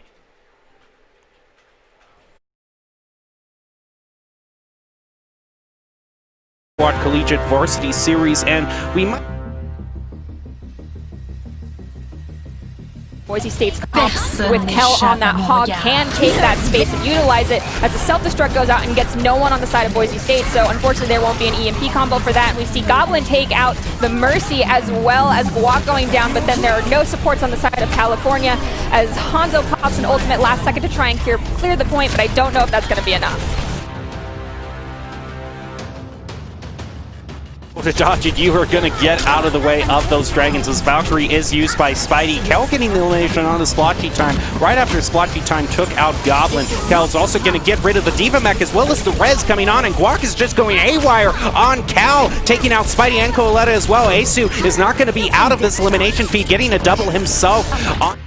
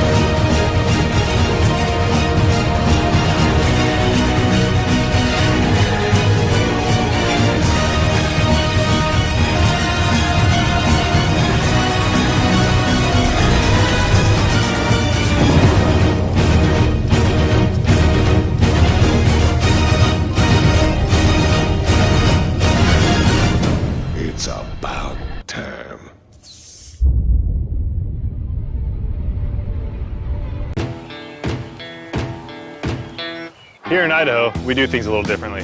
First rule, camouflage never goes out of style. Next, always use fry sauce. I mean, why wouldn't you? Hold steady when out-of-state friends think you're from Iowa. We call it pop, not soda. We always put a lift on our pickups. And we always buckle up because we still have a lot we want to do, and I'm guessing you do too.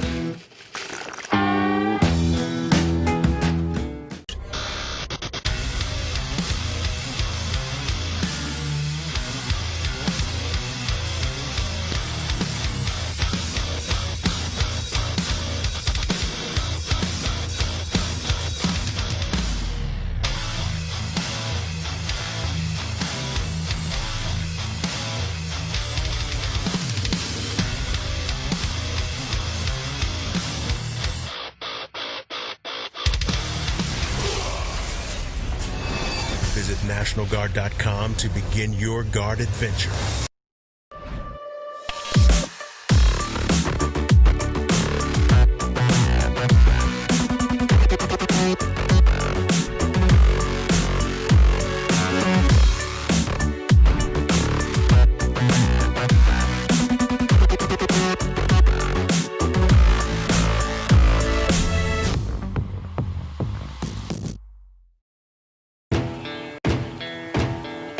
Growing up in Idaho, we have certain rules we live by.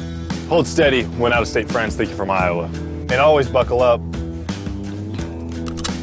Seatbelts save lives. That's a rule we can all live by.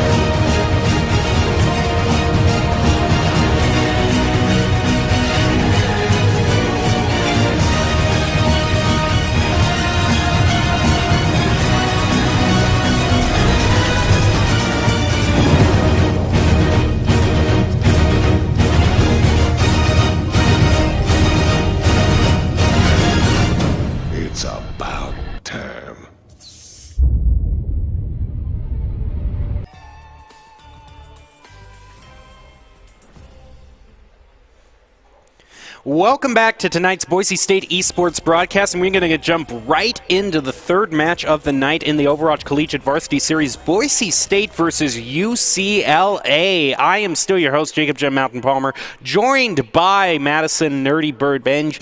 It is great to have you still with us, and a big-name school, Boise State, is going up against UCLA in the third and final Overwatch match of the night, and it is still going to be Boise State Blue Squad going up against them. Yes, for sure. And of course, whenever you hear a name like UCLA or UCI, instantaneously it's kind of that like, oh my goodness moment, and that is definitely one of those moments here for Boise State, because this is one of those schools that, beyond a shadow of a doubt, you always kind of go into expecting to be performing above where you, so to speak, think you are. So Boise State has their work cut out for them. They definitely put in a lot of time into being prepared for this game, so I'm excited to see how it turns out. But Boise State certainly having the standings that speak for themselves, especially with how Boise State Blue has been doing thus far in both the NACE and TESPA Varsity Overwatch tournaments, going undefeated in both, as we can see the TESPA Varsity Overwatch, 16 universities, 2 groups of 8, round robin in individual groups, and the top varsity programs are chosen from more than 100 plus applicants. So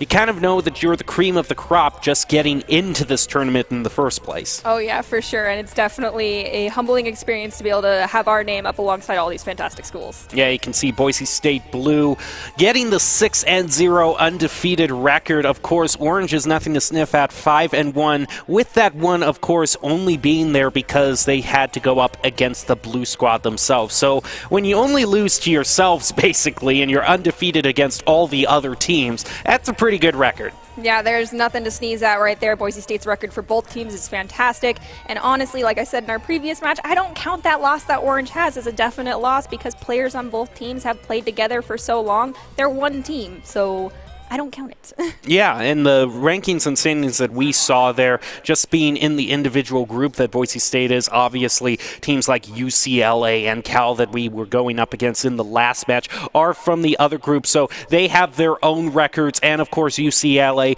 being that bigger school, as you said, is going to have all those resources available to them to make them a formidable opponent. And as always, as we've been seeing in the general trend of the night, I would not be surprised if Busan is going to be the first map that we see, and hopefully we do see Mecha Base now. I hope we start on Mecha Base because we haven't seen it at all tonight out of the first two games, and so it'd be nice if the gods of chance and the gods of the games would be like, here's Mecha Base. And also in terms of other information, what is this right here? It's Doc's keys to the game, and the keys to the game is to win your first fight, call your targets early and follow through, a plan for every ultimate, and get your midterms done early. Your grades come first, after all. Doc's keys to the game are made possible by Count. Count Identity Trust Global Network delivers real-time fraud protection, account protection, and enables personalized customer experiences for more than 9,000 leading brands and payment providers. Quick and accurate identity trust decisions deliver safe payment, account creation, and login events while reducing digital frauds, chargebacks, false positives, and manual reviews. Visit Count.com for more information. We're actually going on to Ilios,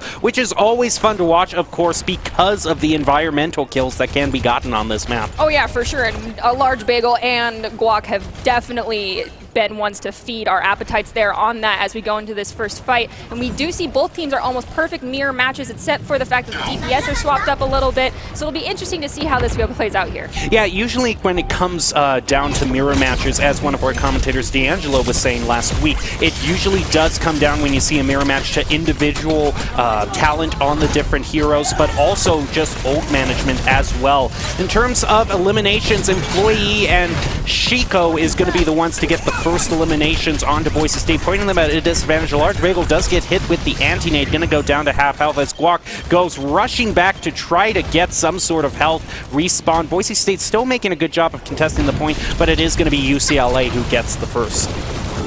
Yeah, UCLA kind of has a little bit more of a sustainability on their end just because they have that barrier that they can put out from their Winston, whereas both our tanks with Diva and Wrecking Ball do not have that ability, so it requires a lot more cover that is provided by the map and not your teammates. So that takes a lot of coordination from Boise State's part in order to make it into these fights without taking too much damage. Well, in terms of damage, we see Plato right here trying to do some, but just hanging back a little is going to put some onto, and Guac is going to go right to the point as a large Bagel and Kel try to follow after him. We did see Plato using the ultimate right there. Guac still having the landmine available to him is going to be able to pick up Pupper, and now the Valkyrie is used by Grad on the side of UCLA. Chico is going to still get an elimination onto Guac as Boise State finding themselves having a hard time getting to this first point. Yeah, Boise State is kind of staggering themselves out right now. They really need to take an opportunity to reset, make sure they can put in at full force. We do have Goblin right here getting some extra picks out before the fight does start. That's okay because he's got that Mercy pocket, and we also do see he's got his ultimate ready to go. He's trying to get into a nice position and pick a juicy target for it, but he's going to have to deal with this Echo first in the sky. Let's see if Boise State will be able to use this ult to instigate a full take on point.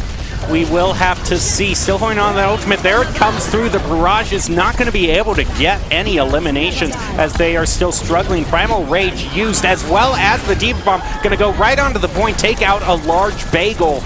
Goblin and Plato is getting 2 eliminations. And now Asu with that res, and Plato and Guac picking up the pieces, able to take out the Tracer and the Winston, both getting the point finally, and not a moment too soon as UCLA is at 99%. Yeah, we do see UCLA, but has both of their support ultimates up, whereas Boise State only has a large Bagel with his sound barrier. They also have that copy coming out from the Echo, where if they copy a Diva or that Wrecking Ball, that is going to be a really annoying ult for Boise State to have to deal with.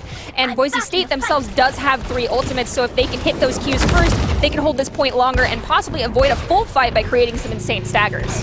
Well, Guac certainly taking a lot of damage. Is going to slam right into, and Diva is going to be copied by UCLA.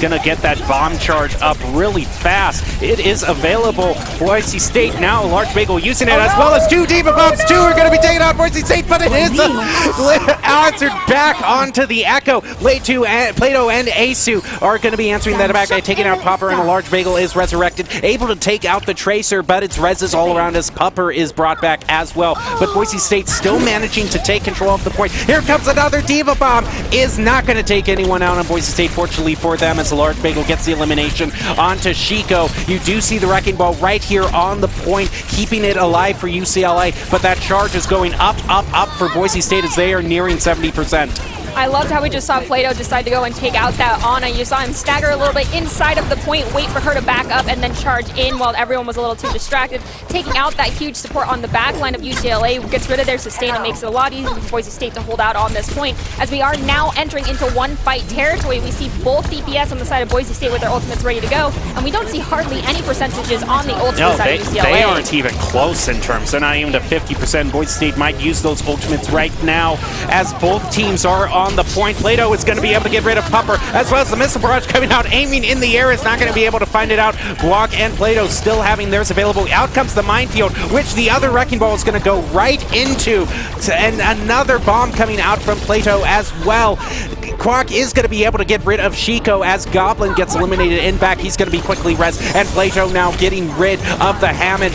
Being rezzed is the Diva from UCLA. It is back and forth, 99 to 99. There goes the Mercy off the edge for UCLA, as well as Goblin getting eliminated too. Boise State needs to hang on here. Here comes the Tracer ultimate, which takes out Bagel, which could be crucial. Diva Bomb going to come through. Is it going to get anybody? No, but that might be enough time for Boise State to hold on to it. There are mines out on the field as Employee is going to be able to take out Boise State in that final crucial elimination, which might finally give it to UCLA.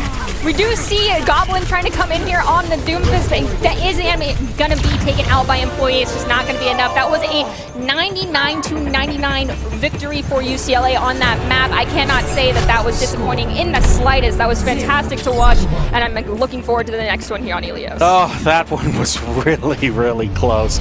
So now we go on to, while I catch my breath and get my voice back, tell us about this particular map, Nerdy. Okay, so now we're going on to Ruins, and this is kind of like previously in the past it was a Sniper Haven map, so you always have to be peeking that in the beginning, making sure you aren't giving easy lines of sights, just in case someone's trying to get a sneaky early pick on either side from UCLA or Boise State. They could always pull out that Widowmaker for just a snap and take out one person and slow your whole team down to getting to the point. And we do see that Boise State is opting for a Large Bagel on that Lucio, which will give them an advantage to get to the point, establish the space that they need to complete perfect dives, and hopefully win out on Ruins.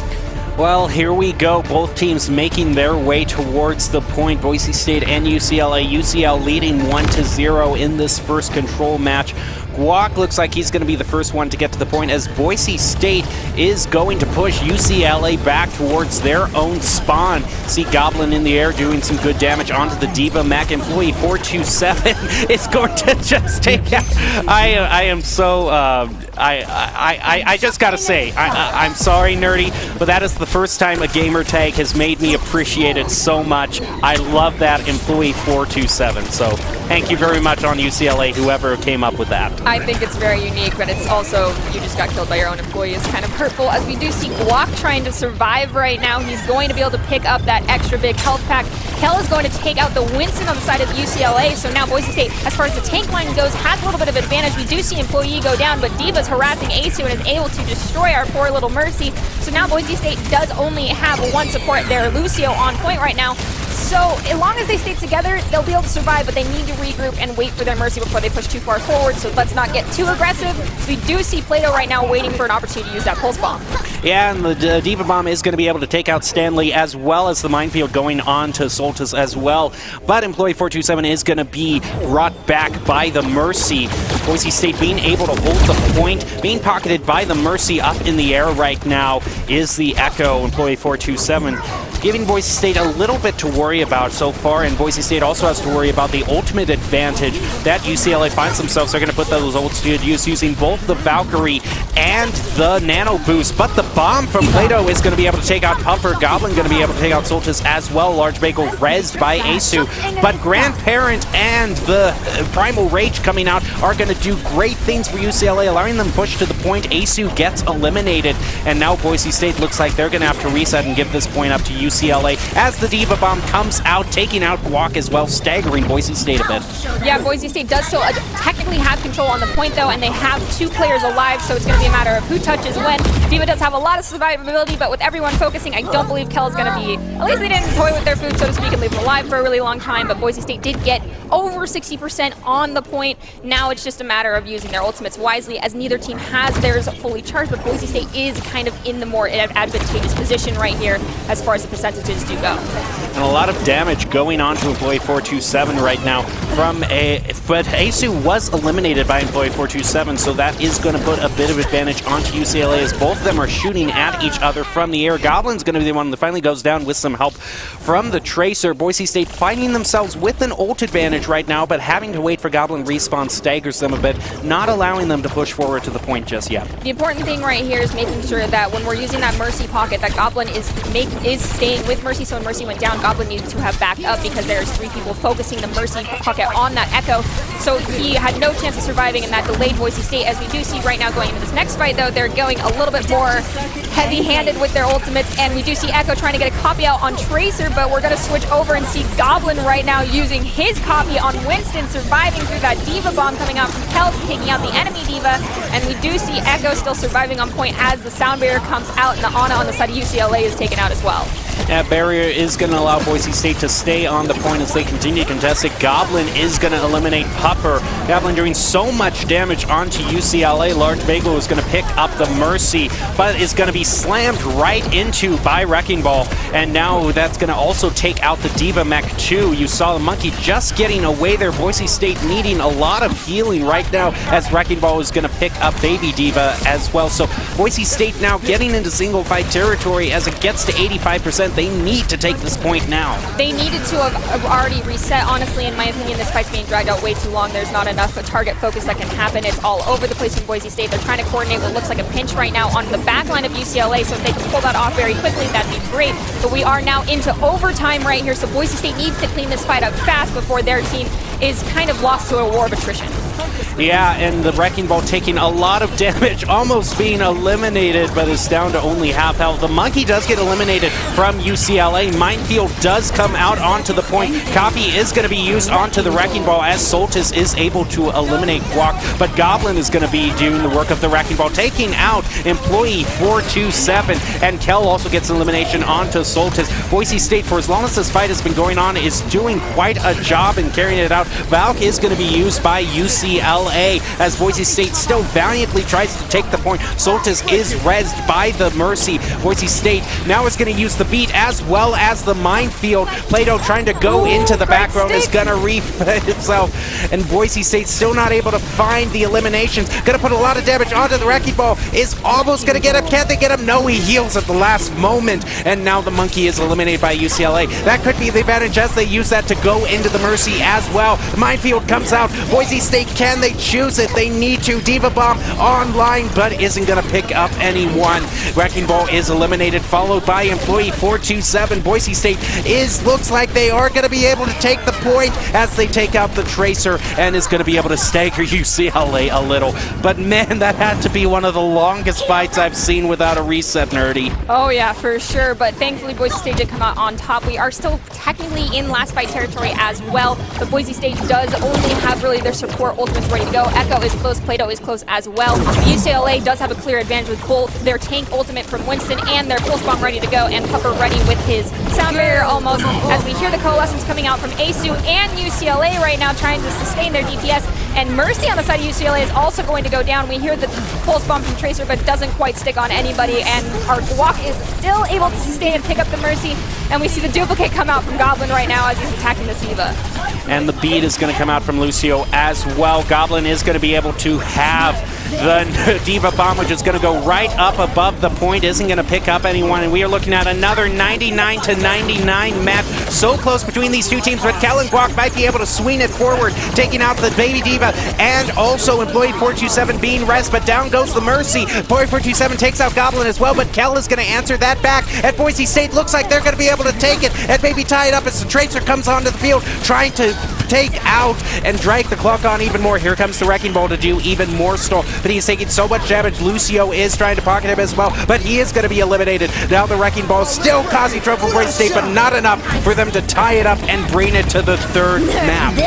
That honestly was an incredible stall-out fight from UCLA, an incredible sustained fight from Boise State during that second-to-last fight, and an incredible stall-out at the end from UCLA. I do not even want to try to go back and count how many bodies they threw onto point, because that was a little bit ridiculous near the end.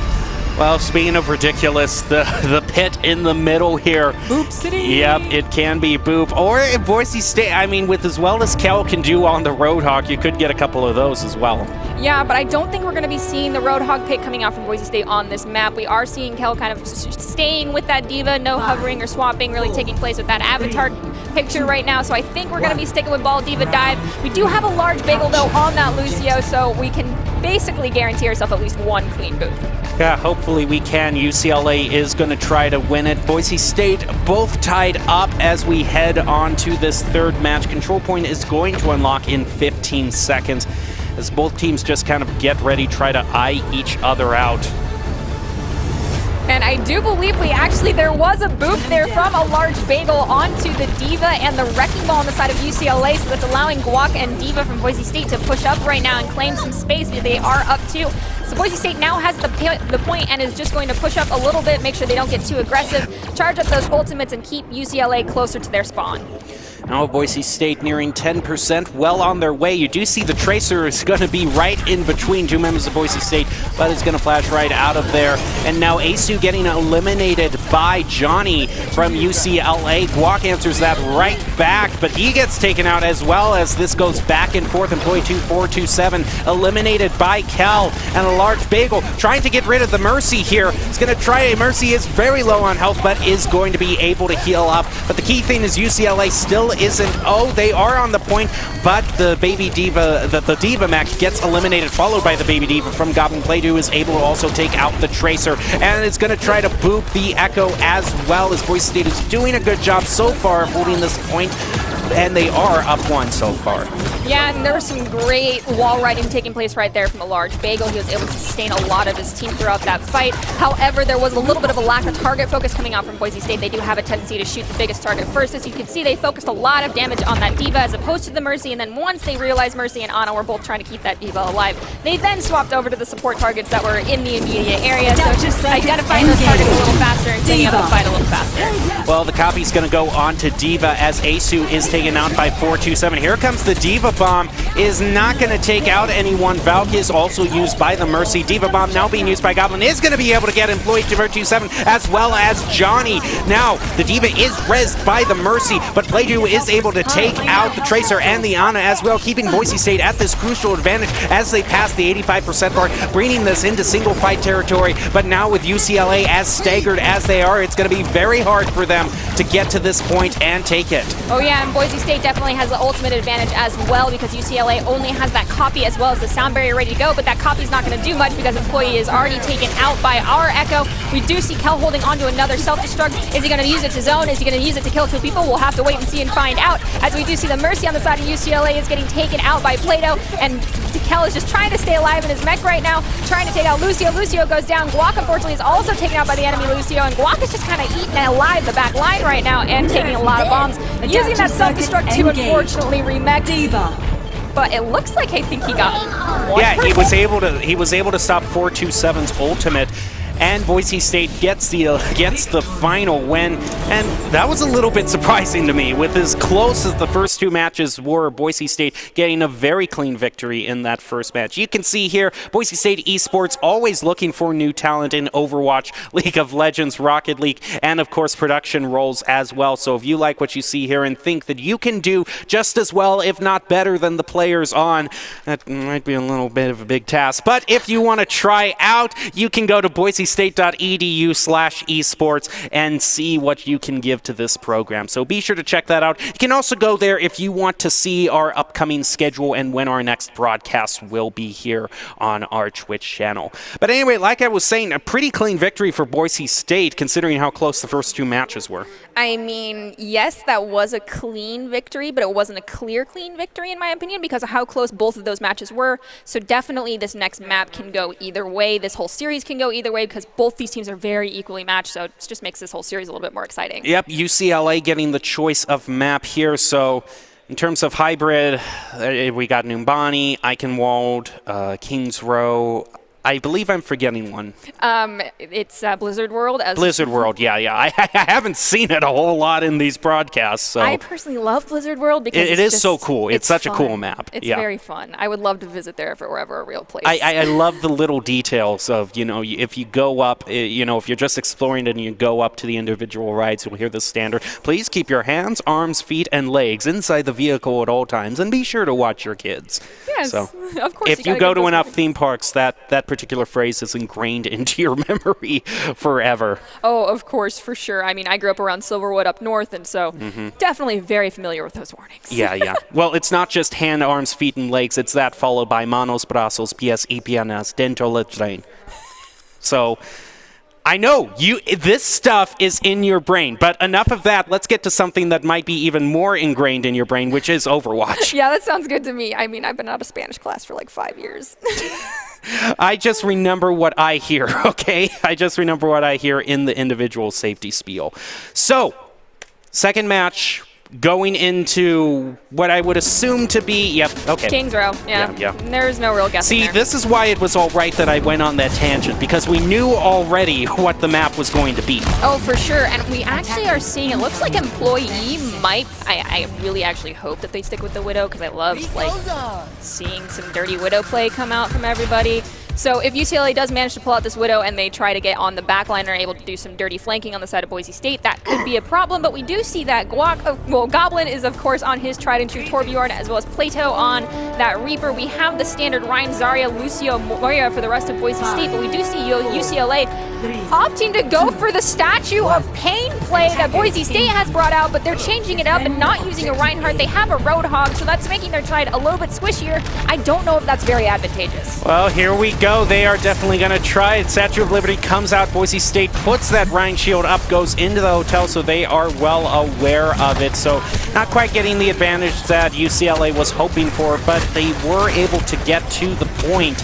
As Boise State goes into this hotel, has to be aware of the fire being brought down from that bastion up high. It's definitely weighing on their minds.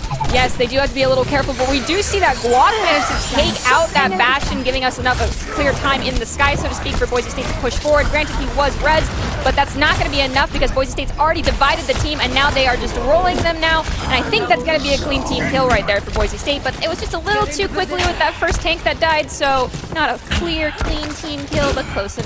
Yeah, it was worth a shot, but now we see the dive composition coming out from UCLA, so that's going to reset some of their ultimates. Boise State, in terms of ultimates, is getting kind of close on both the Molten Core and the Death Blossom as well, but this Rhine is holding them to this choke point. Going to push through, trying to get this out on the back row. That is a nice pickup, and Skoltas is also gotten by Goblin from Boise State, so some nice eliminations there. It's going to allow Boise State to hold it even longer and force UCLA to reset. And we also see Kel over here, very high charge on that Zarya, 70% to Graviton Surge, Plato ready with that Death Blossom, as well as, of course, the Coalescence on cooldown, a large Bagel nearly having his ultimate. Boise State has their stack, but that reset from UCLA, as well as the comp switch, is not going to be advantageous for them, as Boise State's going to be able to just throw ults at them consistently for every fight now, because they're going to be the ones in the lead. And now Boise State putting a lot of damage onto 427, eliminating him and doing what they did in the last match too, just bullying UCLA, pushing right up to their spawn. Now they're going to come back here. We do see Ash just kind of off to the side by herself, not being noticed by Boise State. Puffer does have that nano boost available to him as UCLA comes through for their next attempt. The Molten Core and Death Blossom as well as the Graviton Surge is used, and here could be the combo coming through as the Molten Core is used onto UCLA. Johnny is taken out by Guac, but that is the only elimination thus far as that lava is on the ground. Is going to be able to eliminate 427 as well as the Ash, so Boise State yet again holding UCLA. And they're doing a great job of rotating their ultimates. We do see Aso almost having that Coalescence once again charged up all the way. Graviton Surge is already at 30%, and Goblin did just pop his ult, so that's going to be on cooldown for a little bit, but Plato does have Death Blossom ready to combo with our other tank ultimates, whereas the side of UCLA almost has Diva ult, almost has Valkyrie, only has Nano, and unfortunately is not going to be able to use Bob right now because their Ash was just taken out, and Employee does have Copy. All right, and the Ana is being able to eliminate it by Goblin. Reaper is going to be copied by 427, but before he can even get the ultimate charge, eliminated by a large bagel. Boise State doing it. I don't know if I've seen before the first point from being captured, because it can be hard to hold this first point considering how fast the other team can reset. Oh, for sure. King Zero's notorious point to have to try and hold, especially the defensive side, is difficult because of how far the spawn is and how slow your tanks can be, and their positioning on the front line tends to be their own doom, as we do see Guac getting taken out during that sneaky shatter attempt, but we're trying to counter that using the Coalescence and the Sound Barrier. So both support ults have been popped from the side of Boise State, and they do not have their main tank right now, so they have to sustain through this fight and one more fight because there's still 20 seconds left on that timer. Well, the Ash does manage to get Asu as well as the turret from Goblin, but she is taken out by Play2. But now the Diva might be able to get the UCLA the push that they need. Employee 427 is rest, but it's going to be taken by surprise but the defense matrix comes up, helps to eat up that Death Blossom, and now they are on the point. Finally might be able to get one tick. Here comes the Graviton Surge, is going to be used to capture all members of UCLA, and the elimination starts to come out by a large bagel and Kel, but Scotus still has something to say about that by taking out Kel and a large bagel, followed by Guac taken out by UCLA, and Boise State might just have to give up this point now. I do think this is the time for Boise State to reset and just kind of count their losses and hope that they don't stagger too hard, as we do see that both Goblin and Asu are both alive, trying to make it away from the side of UCLA as they're pushing forward, because there's a lot of staggers for Boise State. We can see how far back the team is currently spread out. They really need to regroup right now. Well, just a little bit over 2 minutes for UCLA to get to that second point. Goblin, unfortunately for Boise State, is taken out by Grad Paired 9, so that's going to stagger them just a little bit as they have to wait for Goblin to respawn. Look out for that Reaper Bagel, who looks like he has attention set on you. And now Sombra is also going to try to make her way off to the back row as well, as UCLA does have the boost and the Diva Bomb available to them, while Boise State doesn't have anything. They do have the Coalescence now, which has just charged up as they look to stop UCLA right there. Diva Bomb is going to come through, is going to only be able to take out the turret as Johnny is eliminated. Coalescence also being used. There comes the Death Blossom, taking out 2 for Boise State, but Guac answers that right back by taking out 427, but it might not be enough, as UCLA has found enough eliminations to continue pushing forward. Yeah, Asu was trying to do some great sustain right there. You can see he actually did keep his teammates alive during a lot of chances where it was like, oh no, there's the hope bar, it's almost gone, and he got it back up, but unfortunately just not enough when you are the only support alive. We can see that UCLA is trying to take a little bit of space in front of the payload right now. Their Reinhardt is a little spaced though, so Boise State can push in quickly and use that to their advantage right now. They do have a grab and it's getting popped. No counter ready for it, but we do hear the Sound Barrier come out as Guac goes down, diving into that grab, and it just does not look like there was enough damage from the side of Boise State to take anyone out during that ultimate. With Guac down, Boise State is finding it very hard to keep this point from being taken. UCLA looks like they are going to be able to take this point as the Molten Core comes out. Is going to actually be able to take out 427 as well as Johnny, and Boise State might have reversed this with the damage orb also taking out the Diva, and that could be crucial. And Plato is in the back row. Ana is going to have to run back, and I thought for sure UCLA was going to take that checkpoint. I thought they were too. Now we are down to the 30-second mark. Boise State has 2 ultimates waiting in their back pockets, but as does UCLA. They have that Reinhardt ult, so does Boise State. They've got the nano boost, but Boise State has that sound barrier, so they can use that to go aggressive, but they do have to be careful of that Diva Bomb and the EMP. They're going to be charged mid-fight here.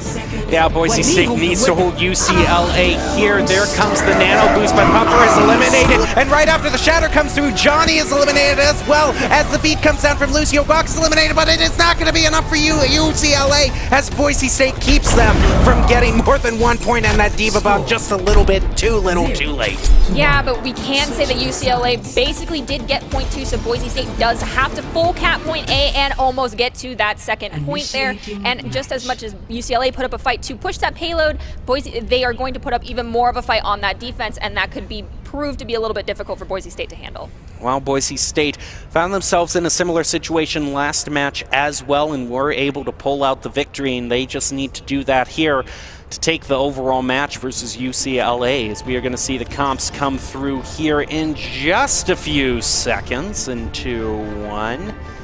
And still being picked. Looks like UCLA going with the dive composition while Boise State sticks with the Ryan Zarya. Okay, so we do see that Pupper is not sticking with that Ana. I believe we've seen Pupper on Ana almost exclusively this entire game. So they're switching over to that Zen. I'm assuming they're going to be on the high ground, helping out their Ashe a little bit, while their Mercy is going to be going between heroes and trying to keep everyone charged up, as well as blue beaming those dynamites. But Boise State's sticking with more of their standard comp, and they are doing an attack with Torbjorn, which I remember when I first started playing Overwatch, that if you had a Torb on attack, your team was throwing, but now we can't say that because that's just not how it works at this level of gameplay.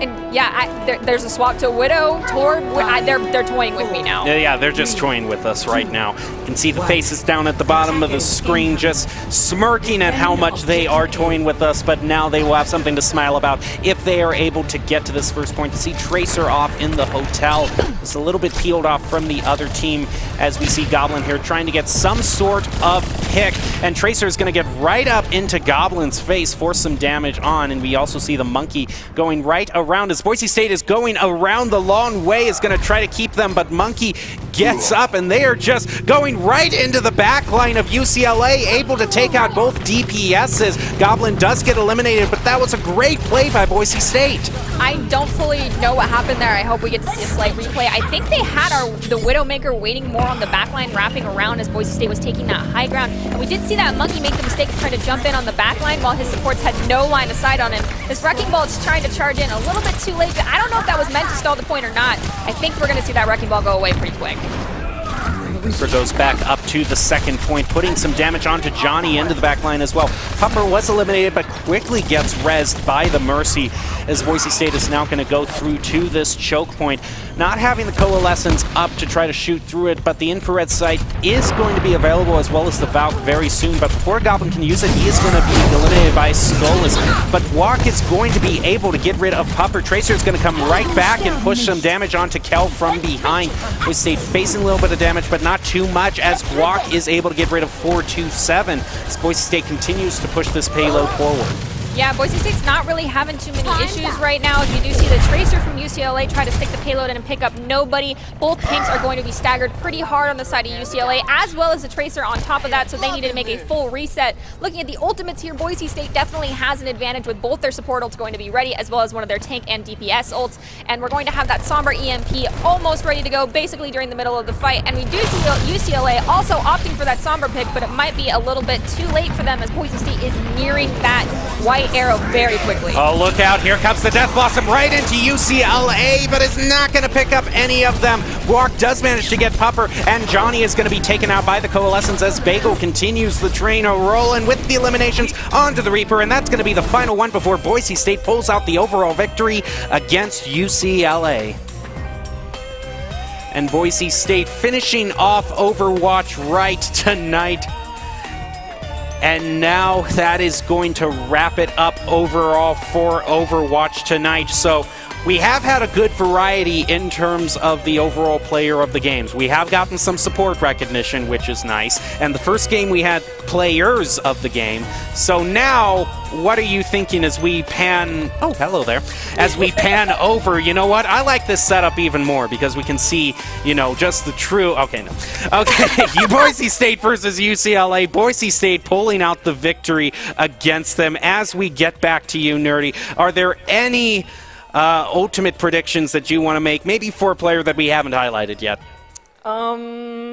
That is quite a background. I'm not going to lie. Everyone tonight, as far as this UCLA match went, performed above and beyond what I'm used to seeing from them. And, of course, I'm going to say a large bagel because Azu got the last one, but, the supports were just insane this round. You guys were consistently going in a man down a lot of those times, and you either had just a Lucio or just a Mercy and still survived, and it was insane. A lot of those times I was over here waiting with bated breath for the fight to reset. So I'm going to say a large bagel, my man, those are some clean sound barriers and some clean fights and sustains. I hope you get it. Well, we can see a little look here at the overall Varsity Invitational. It looks like a little bit of a different bracket right now. As you can see, Boise State, UC Irvine, and Northwood all having good records so far. So I would imagine this is past the first round, or I'm not quite sure what we're looking at here, but we do see UCLA was kind of middle of the road with a 3-4 record. Yeah, UCLA was there, but Boise State is inching above kind of... California, UCLA, USC were our rivals, so to speak, in the past, but now we've got to tackle out UC Irvine and Northwood. We did just play against Northwood, so that kind of sets the bar for what we're going to have to be able to deal with later on down the road, as they are currently the top team because Boise State did unfortunately lose our second game to them. And unfortunately, we also do see Oregon down there at 0-6, so... Being from Oregon, I probably do have a few relatives, if any of them did root for the Ducks, a little bit disappointed right there. But definitely Boise State, the relatives on my other side of the family being here in Boise, very proud of Boise State as well. Yeah, I would have to agree. I'm not from Idaho. I'm from Washington, and there's not a Washington school on here, so there's no bias from my side. All I have to say is go Boise State. Let's go Broncos. Mm-hmm. Although I do have to say the members on the one side of my family from Oregon were much more Beavers fans than they were Ducks fans. So maybe they are happy in the total end because there is quite a rivalry. You remember the days when Boise State would play against the Vandals? That great rivalry? Scary days. I mean, I'm from the place where the Apple Cup happens. That's Wazoo versus UW. That is a horrifying experience. Yeah, definitely a lot of passions and emotions, but good emotions all around for Boise State as they pulled out the victory there. And a view right there. Inception. Yeah, I know it is. Let's get to the Idaho Central Credit Union player of the game, and it's going to be Plato. Yeah, Plato did some fantastic work here on Ruins, as we do see him with his excellent skill on this Echo. Not going to lie, his Tracer is also a force to be reckoned with. I'm genuinely curious as to what his DPI is set on for Tracer. He is insane. It's pure sharpshooter skills going on right here. Beyond a shadow of doubt, he, of course, solidifies his position as a DPS player for Boise State and for any team in the future with just his Tracer skills. Yeah, and if you want to see all these top plays, you can follow us on Twitter at esportsbsu. Great job here by Plato. And we kind of had a great kind of highlight in all the players of the game. We've had our tanks highlighted, we've got our support highlighted, and now we've got our DPS highlighted. Oh, yeah. So at least tonight we got to give, cookies out to everybody, so to speak. And it wasn't just lopsided goblin. Not saying anything bad about that, but it just goes to show that, the whole team pops off and it makes it harder for us to just pick one person. Well, once again, the ICCU Credit Union player of the game going to Plato. Brought to you by ICCU, who believes a great player makes a team more successful, just like ICCU's helping members achieve financial success. Plato is your third and final Idaho Central Credit Union player of the game tonight, and we see here a bit of a death blossom. Got eaten up a bit by the defense matrix that went up there, but overall a great job. Oh yeah, for sure. I don't think the boys are disappointed with how they played tonight whatsoever. They did a fantastic job. Fantastic, and this was the fight that I was not expecting to go Boise State's way. Yeah, I think you and I both can say this. There was more than one fight this evening that did not look like it'd go in the favor of Boise State that they did end up winning. Granted, they were extended, really long fights of attrition that occurred, so I think that's how it played out into the favor of Boise State, because in the long fights they've just been doing a lot better than they previously have in the past, whereas UCLA just couldn't handle it. Well, that is not all. There is even more coming up tonight because we are going to switch gears, pun intended, from Overwatch to Rocket League, which is coming up next. We've got our Rocket League match coming up, so you're not going to want to miss that. So stay tuned for more Boise State esports action. Until then, enjoy these top 5 plays of the game brought to you by the Idaho Army National Guard.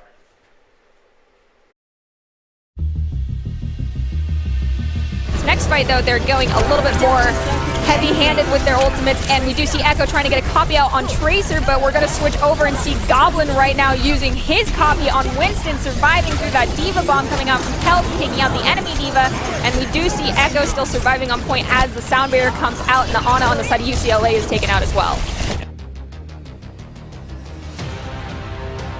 Out of Boise State to take anyone out during that ultimate. With walk down, Boise State is finding it very hard to keep this point from being taken. UCLA looks like they are going to be able to take this point as the Molten Core comes out. Is going to actually be able to take out 427 as well as Johnny, and Boise State might have reversed this with the damage orb also taking out the Diva. And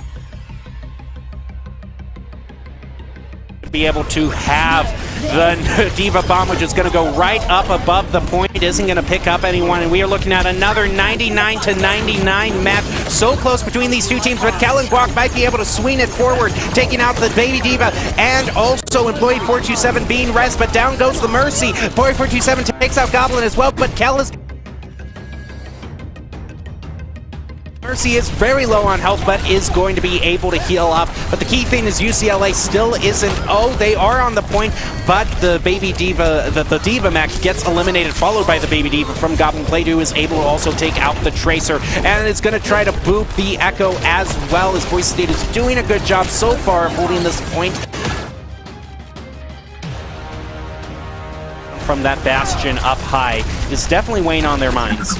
Yes, they do have to be a little careful, but we do see that Guak managed to take out that Bastion, giving us enough of clear time in the sky, so to speak, for Boise State to push forward. Granted, he was res, but that's not going to be enough because Boise State's already divided the team, and now they are just rolling them now, and I think that's going to be a clean team kill right there.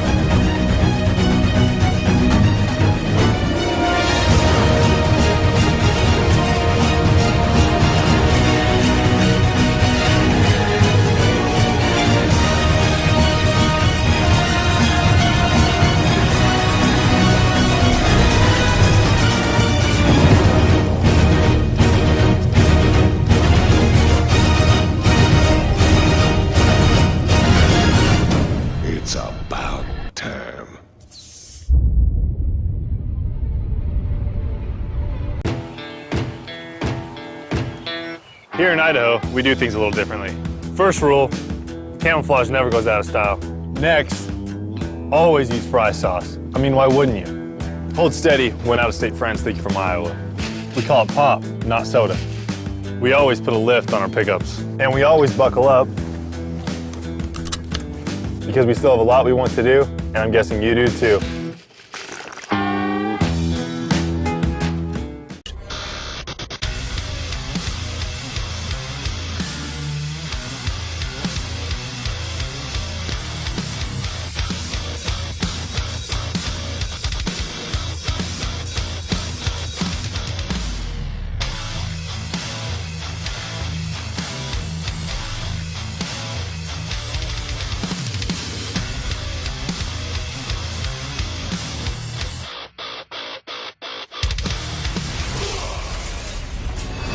Visit NationalGuard.com to begin your Guard adventure.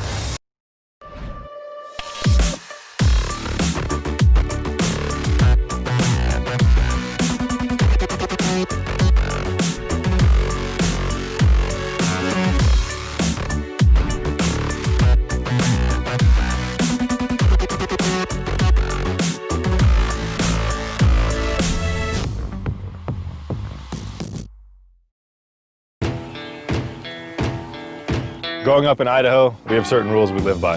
Hold steady when out-of-state friends think you're from Iowa. And always buckle up. Seatbelts save lives. That's a rule we can all live by.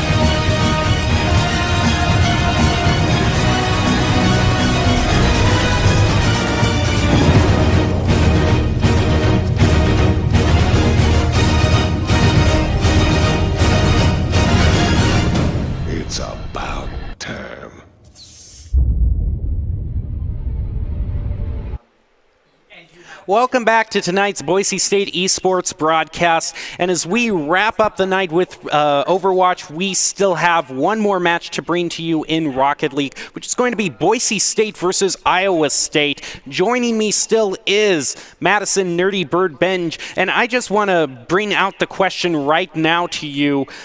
Do you think Iowa State has Boise State's specific game plan in mind? And what I mean by that is Boise State is a team that really thrives on its aerial plays for Rocket League. And we see teams that are successful against Boise State, kind of really disrupt that. So do you think Iowa State has caught on to Boise State's kind of bread and butter, so to speak? I mean, if they're scouting, which I feel like every team nowadays is scouting, it's kind of just basic. If you're playing esports at the college level, you need to do it. Then they know that Boise State is going to be trying to keep that ball in the air and doing all the aerial tricks and keeping it above the heads of everybody else, so to speak. So if they have not been working on their own aerial play, that's going to be spelling their doom. However, what they also could be working on is just basically drop-shotting the ball out of the sky and not really having to have full control in the sky, but just making sure that they can knock it down and not allow Boise State to maintain full control while it is in the air.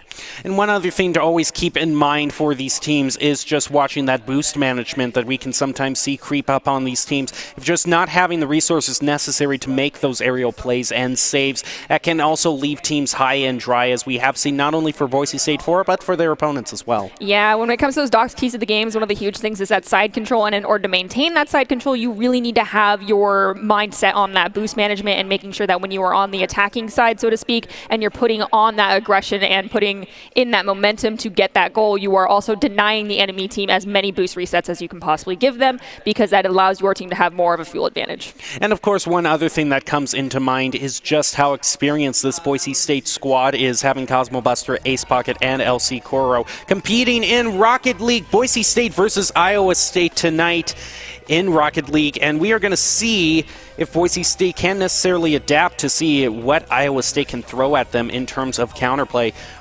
And in Rocket League, it is going to be clean rotations, metered aggressions, communicate your position and follow that position up. And of course, like you were saying, Nerdy, side control is key. Brought to you by Count Identity Trust Global Network, which delivers real-time fraud protection, account protection, and enables personalized customer experiences for more than 9,000 leading brands and payment providers. Quick and accurate identity trust decisions deliver safe payment, account creation, and login events while reducing digital fraud, chargebacks, false positives, and manual reviews. Count.com.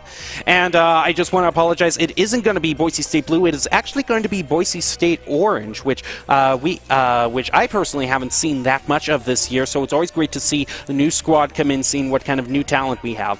Yeah, and definitely the Orange squad is just as good as the blue squad. They have had to play against each other. Unfortunately, I did not get to watch that match because I was busy that day. I'm sorry. But they are both very high-skilled teams, so of course we can expect just as much from the orange squad as we normally would expect from the blue squad. And here we go into this match. Looks like it's going to be best of 3 instead of best of 5. You see, Caden is immediately going to get scored on by William Tell. Yeah, that first initial kickoff definitely was in favor of the side of Iowa State. I have said this before and I'll say it again, winning that kickoff it is a level of importance. We don't bring it up so much in keys of the game, but practicing those kickoffs and making sure you know where you need to be is very important.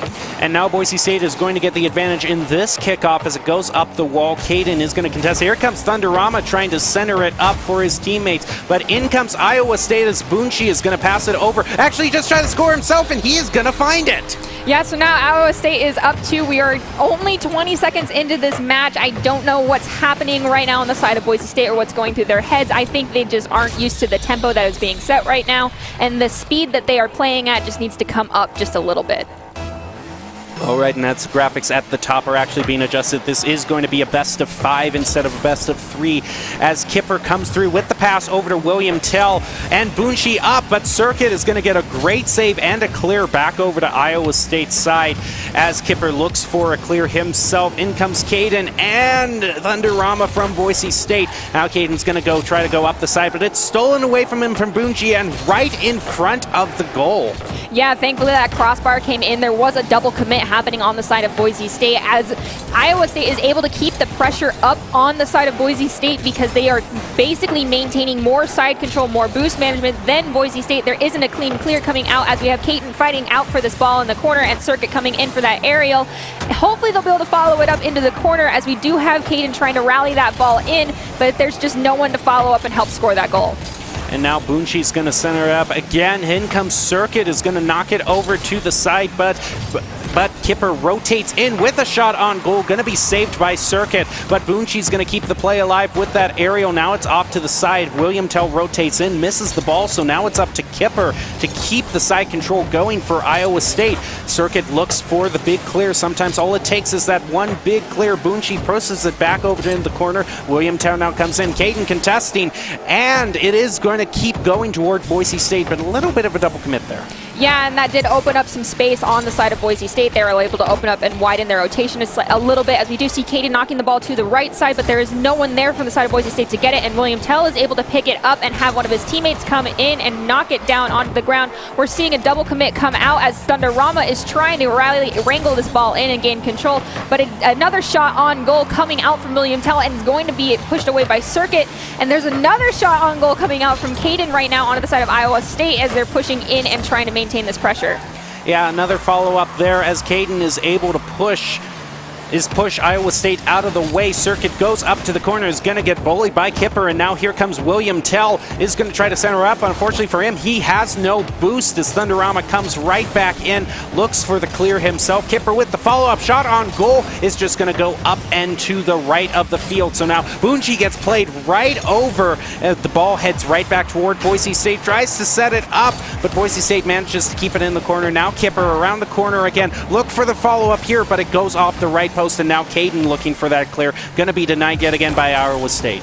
Yeah, and we did have Circuit waiting back towards the goal for the side of Boise State, able to get that save in, and we have Caden here pushing up to the midline, but Kipper is going to get a clean shot on the goal, but the ball beats him just a little bit, and that crossbar is going to help out Boise State as the demolition does come out also onto the side of William Tell. Circuit's trying to dribble this ball into the side of Iowa, but it's going to be taken away, and another double commit from Boise State's going to leave the goal a little bit more open, and William Tell's trying to get another clean shot, and it's just not going to be able to get it.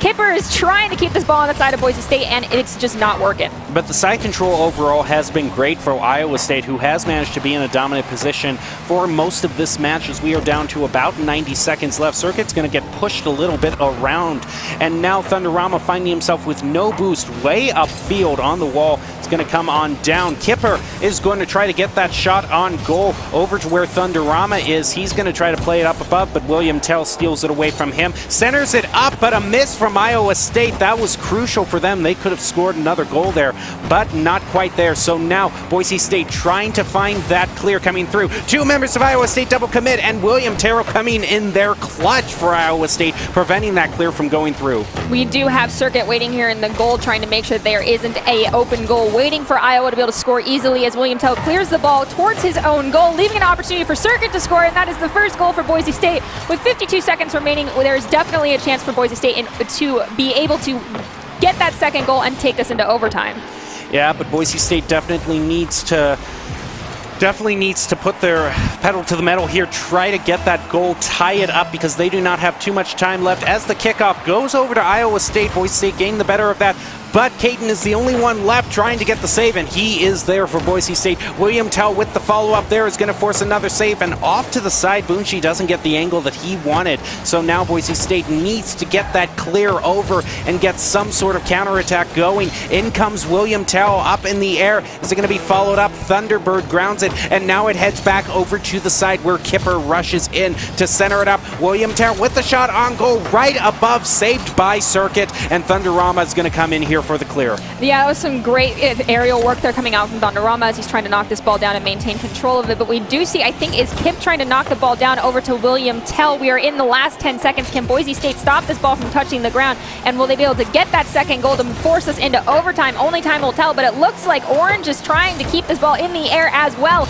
Maybe that will not be a good idea, as we've seen Boise State dribble, but it is going to hit the ground and finish out with Iowa winning that first match 2-1. And with this being orange instead of blue, we don't necessarily see that level of aerial play that we are used to seeing from blue. Not so much as mid-air passes, but I think the biggest thing that Boise State was struggling with there was side control, because Iowa State, it just seemed Boise State couldn't get it clear. And when they tried, Iowa State always had some other member rotating in to prevent it. So from what I was noticing while we were watching this match progress was the fact that Boise State, their rotations were not clean enough. They were not creating enough space for one another on the field, so they were bunched up, and when they would try to go for clears, basically the clear wouldn't be, the person getting that pass wouldn't be far enough away for it to count as a clear really for the side of Boise State. And that just comes out to, making sure your rotations are clean, making sure you have clean sights on, you are aware of where your other teammates are and who needs to be rotating when and where. Well, Boise State definitely now needs to get a win, as this is best of 5. That means Iowa State only needs 2 more wins to put it away for the night. We will see if Boise State can improve, and sometimes it just does take that time in between matches to kind of reset your mindset. Yeah, of course, and definitely Boise State decides that they're going to, they realize that, that Iowa State is taking advantage of that aerial play. Speaking of, this is Boise State playing against Iowa State in Rocket League this evening, and I am your co-host, Madison Nerdy Bird Benj, and on desk is Jacob Gem Mountain Palmer as we get into this second match of the evening here for Rocket League. Kickoff going to the side as Thunderama comes in, but not before Kipper tries to get some aerial play. William Tell's now going to try to come in and center it up. It is. Is it going to go in? No, just off and to the, just a little bit up and to the left. So now Circuit looking for that clear, tries to flick it up. Boonshi comes in, steals it away, now picks up the corner boost. Will he be able to center it? Caden comes right in there with a great clear back toward the open goal, and he scores, putting Boise State in an early lead. That was beautiful. Watching that, you just instantaneously in this first few seconds of this match, you can see that the rotations were already a little bit cleaner from Boise State. If you looked at where the other players were, there was a follow-up ready, and there was someone waiting out by the goal just in case there was a clear. Great couple of seconds there from Boise State. Let's hope they keep it up through the rest of this round. The next kickoff goes off to the side where Boonshi is in the air waiting for it. Another great clear from Caden as Kipper is going to be able to get the save there. Centers it up. The ball is up high where Kipper is on the wall taking control of it. Now it gets centered again. William Tell with a great clear there back toward Boise State's goal. In comes Boise State with the clear, able to keep the side control going. Up and above the goal. Kipper back with the clear, trying to get Iowa State to get some counterattack. Yeah, we do see Caden kind of expelling a little bit of boost to get forward into his own goal to make sure it's not left wide open, as Bushi is trying to push this ball down onto the side of Boise State, but there's a nice aerial clear coming out from Caden right now, knocking the ball down into Kipper's feet, as Thunderama is now going to take it up onto the side of Orange, and there's going to be a follow-up, but Boise State just misses the ball, as we do have Iowa running it down towards Boise's goal. And now Iowa looks to get the shot on goal and is going to find it, equalizing the match. Boonshi going to be credited with that one. All right, so now we've got just under the 4-minute mark and 1-1 here. Do you have any predictions as to how this one might go? You know, I really, based on how well Iowa State there, I wouldn't be surprised if actually they were able to pick up the victory. I just need to see a little bit more cleanliness from Boise State in terms of how they do those rotations, which was something that they have been improving on. But like as we see here, the side control for Iowa State has still been better thus far. Yeah, and this player, William Tell, right here is seemingly like the whole force of the Iowa State team, as we are constantly swapping our camera angle back over to just basically observe his gameplay on their side. It's incredible to watch. And now Kipper pushes it up toward the corner. In comes Boonshi, rotating in to try to center it up yet again. And here comes William Tell with the 50-50. Is going to be able to keep it in Boise State's half. It actually looked like both missed there, so the ball just kind of fell back down toward the ground. In the center, Thunder Rama is going to put it just right to the goal, but William Tell is right there with the save. And the pass over to Boonshi, and a great deny there by Caden is going to keep the shot on goal from going through. And there was also a great backflip coming out from William Tell to bicycle kick that ball back into mid. Now there's no clear side that the ball is resting on. It is pushing more towards the side of Iowa, as we do see Boonshi trying to get a clear there, but Boise State has had a double commit that failed, allowing William Tell to come in almost to an empty goal, but we do get a clear out from Circuit as Kipper is trying to take that ball away, and Boise State's pushing up to the midfield. Boise State now keeping the side control going much better this second round than it was the first. But the pass over to Boonshi is now going to try to turn shot on goal. Caden yet again in mid-air is keeping those plays going through for Iowa State. And now he is looking for the clear as William Tell comes right in there. Ball is not going to be cleared out. Now Kipper is going to try to move in, get it over Circuit. He does! No follow-up there, though, from Iowa State. Is going to allow Boise State to get another clear as William Tell pushes it back toward the corner. Yeah, and William was able to pick up that big boost, so he is full on boost and is able to hopefully clear this ball out for his team, but Boise State is putting in a lot of effort to try and maintain this ball on the side of Iowa, forcing William to stay in the goal to not give a clear shot. And Boise State is bunching up a little bit more as Caden is trying to rally this ball down onto the ground, and it is going to be shot in by Circuit, so there is a 1-goal lead now for the side of Boise State. You can see Circuit just waiting right back there and came in right when he was needed. Kipper trying to do the backflip, not getting there in time, so Boise State with the lead now with 1:45 left. Yeah, all Boise State needs to do is make sure they keep those rotations clean, and they are utilizing those aerial plays. As you see that quick demolition come out from Circuit onto the side of Iowa with a open goal, but William Tell is going to be there to shoo that ball away back towards the midfield. And it does look like Boise State's able to smack it down as Caden gets full possession here in the corner. Iowa's double committing on this ball to try and prevent it from going in. That was a possible triple commit as they are getting it to the midfield, and Circuit's trying to stop this ball right here. And now Kipper is going to push it back toward the corner. Boise State still trying to find a clear here. In comes Boonshi over to William Tell, but the ball was not centered, giving him the right angle. So now they have to go back, and Thunderama comes right in there, pushing it back toward Iowa State's goal. Ball is now in the corner where Caden comes in there. Ball back to the center where Circuit, and that was a double commit there from Iowa State. That might allow Boise State to get a little bit of advantage in here, but William Tell, he's always there when you need him with Kipper, is not going to be able to find it clear as Boise State keeps this drive going. Boise State's actually been doing a great job of boost starving the side of Iowa. They were having a hard time clearing that ball out because Boise was constantly stealing those large boosts on the side, so they could not get a good clean hit for the ball to hit midfield, and it allowed a lot of pressure and side control for the side of Boise State. But now the tables have turned as Iowa is now being relentless on the side of Boise State, keeping this ball over there. But Circuit's going to try and knock this ball over into an open goal, but just a little bit too high, and it's going to bounce back to midfield and hit the backside corner again. But Boonshi is going to be able to pick up and score that second goal for Iowa. Oh boy, we have got a match right now. You can see.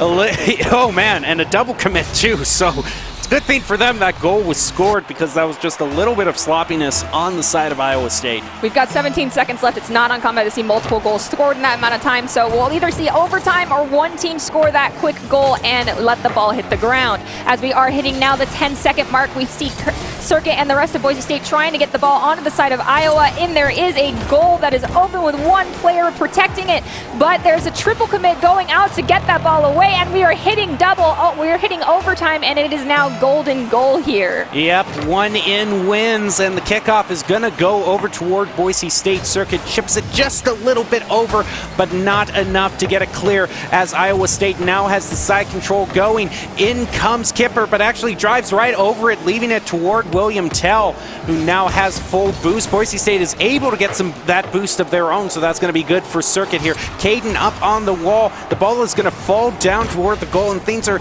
looking just a little bit funky here with both teams trying to get control. Yeah, we do see Thunderama trying to get that ball in, but he just couldn't quite get the right angle as the ball is coming down towards the side of Boise State, but that demolition is going to come out on William Tell, giving Boise State a clean opportunity to push this ball to mid with the one single man advantage.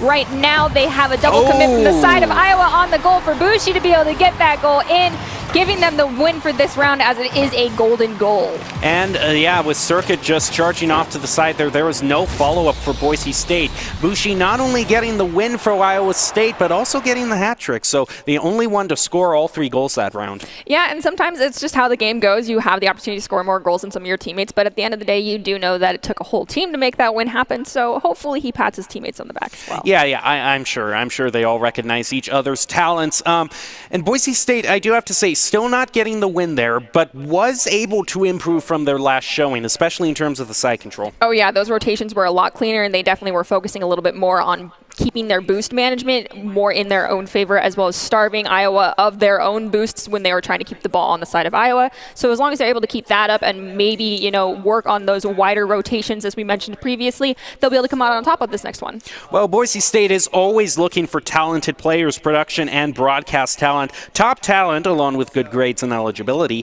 can earn scholarships as well. You can sign up today by visiting boisestate.edu/esports for more information. And it's just a great team that we have here, made up of students and people who have been with Boise State esports since the very beginning and always looking for new talent. So definitely, if you're thinking of coming to Boise State or you are lucky enough to be scouted, you'll always want to go to boisestate.edu/esports for more information, because there you can find information about the whole program, including signups and schedules. So now as we head into the third match, Boise State is faced with having to pull off a reverse sweep if they want to win this. Kickoff is going to head over toward Boise State as Thunderama comes in to clear it for the side. And Iowa State has the early advantage here in side control, but a double commit there, a little bit sloppy, but Boise State still isn't able to find a clear. Maybe with Caden they can. Maybe, as we do see Caden do some beautiful aerial juggling right now, but one of the Iowa State players is able to knock that down. As we do see Boise State's trying to get full control of this ball and create a clear to their own players, but it's just bouncing too much and there isn't enough of clean passing or rotation going on from the side of Boise State to get full control, as the ball just goes over Thunderama's head on the side of Iowa, but it looks like it's going to end up with Circuit having that ball once again, and William Tell trying to catch up to Boise State, and it's gonna go in, and Caden gets the first goal of this round with, what was that, like 43 seconds into that? Okay, that's a little bit better than the last round. I'll take that. It is a lot better, and one thing I liked, as you can see there in the replay, there was no boost in the corner and no boost on the middle side, and that's because Boise State was doing a good job keeping Iowa State from getting it, so it's doing some great boost starving there, as another shot on goal is going to come through, being saved by Kipper, who is now going to try to turn this into a clear. With the pass over to William Tell, Circuit's going to take it away from him and now try to turn it into another Boise State goal, but the ball goes too fast and too high over the goal, up to the other side, and Kipper plays it over Thunderama. Has no more boost in Circuit yet again with the clear. He's been there for Boise State in terms of clears. Yeah, definitely. It's all about, trying to get in the head of the enemy. And we do see Kipper here has kind of been the fly on the wall for the side of Iowa. He's had a lot of beautiful dribbles while he's been on the wall. So I think that's where he shines the most as far as their side wing powerhouse on the side of Iowa. And now it heads back over toward the corner. Kipper looking for the clear here toward Boise State. Caden comes in yet again. Pass over to Circuit, who actually misses, so Caden has to continue with no boost. He is still star for boost, has to go back for more. Kipper, on the other hand, passes over to William Tell. Circuit comes in again, trying to keep the clear from coming through, and Caden rotates in too. Kipper now finally is able to get it back over toward the blue goal. In comes Boonshi to try to center it up, but Caden prevents that, keeping it toward the side. Yeah, Kipper's getting clean shots here, but Boise State is definitely making sure they're keeping an eye on their goal as they're pushing it back multiple times. Thunderama's trying to battle out for this ball, and Circuit's going to come and hit it down. I don't know if anyone on Boise State will be able to follow through, as one from Iowa is able to push it towards the side of Boise State, but Caden is there once again for another great save. But Iowa is not relenting right now during this forward push as Thunderama just barely misses the ball, but does manage to snag that boost, and the ball's popped above his head. Caden is waiting to try and knock it away. Another ball right into the crossbars. Kipper is trying to maintain control here. And now a shot on goal is going to come through from Thunderama, saved by William Tell, and now Boonshi is going to gather, try to play it around Caden. Caden comes in, steals it away from him, and now he's going to try to flick it up and over. Doesn't get it as high as he wanted, allowing William Tell to be credited with the save there. Goes back for boost while Circuit and Thunderama go up ahead. Thunderama is going to try to steal it away from Kipper. Doesn't get it. Caden up and above him is going to ground the ball, and now the ball goes slowly toward the goal. Kipper is going to clear it up just. I'm glad he got the right angle, at least for his sake, because for a minute there, I don't think he would have gotten an own goal. But it definitely looked like it was about to go into his own goal, as we do see Circuit over here playing more defensively, trying to be ready for that clear like he has been this entire game. The ball's going to go back over to Kipper, who once again is just kind of on the sidelines as Thunderama's getting taken out by William Tell. Caden is battling out for the main control of this ball in the middle of the field. Still, it's kind of bouncing around with no clear winner on it, as Circuit is going to take it down to the side of Iowa, and it's going to get pushed into the middle by Thunderama, but there's yet another save coming out from Iowa as Caden's trying to corral this ball here down in the corner.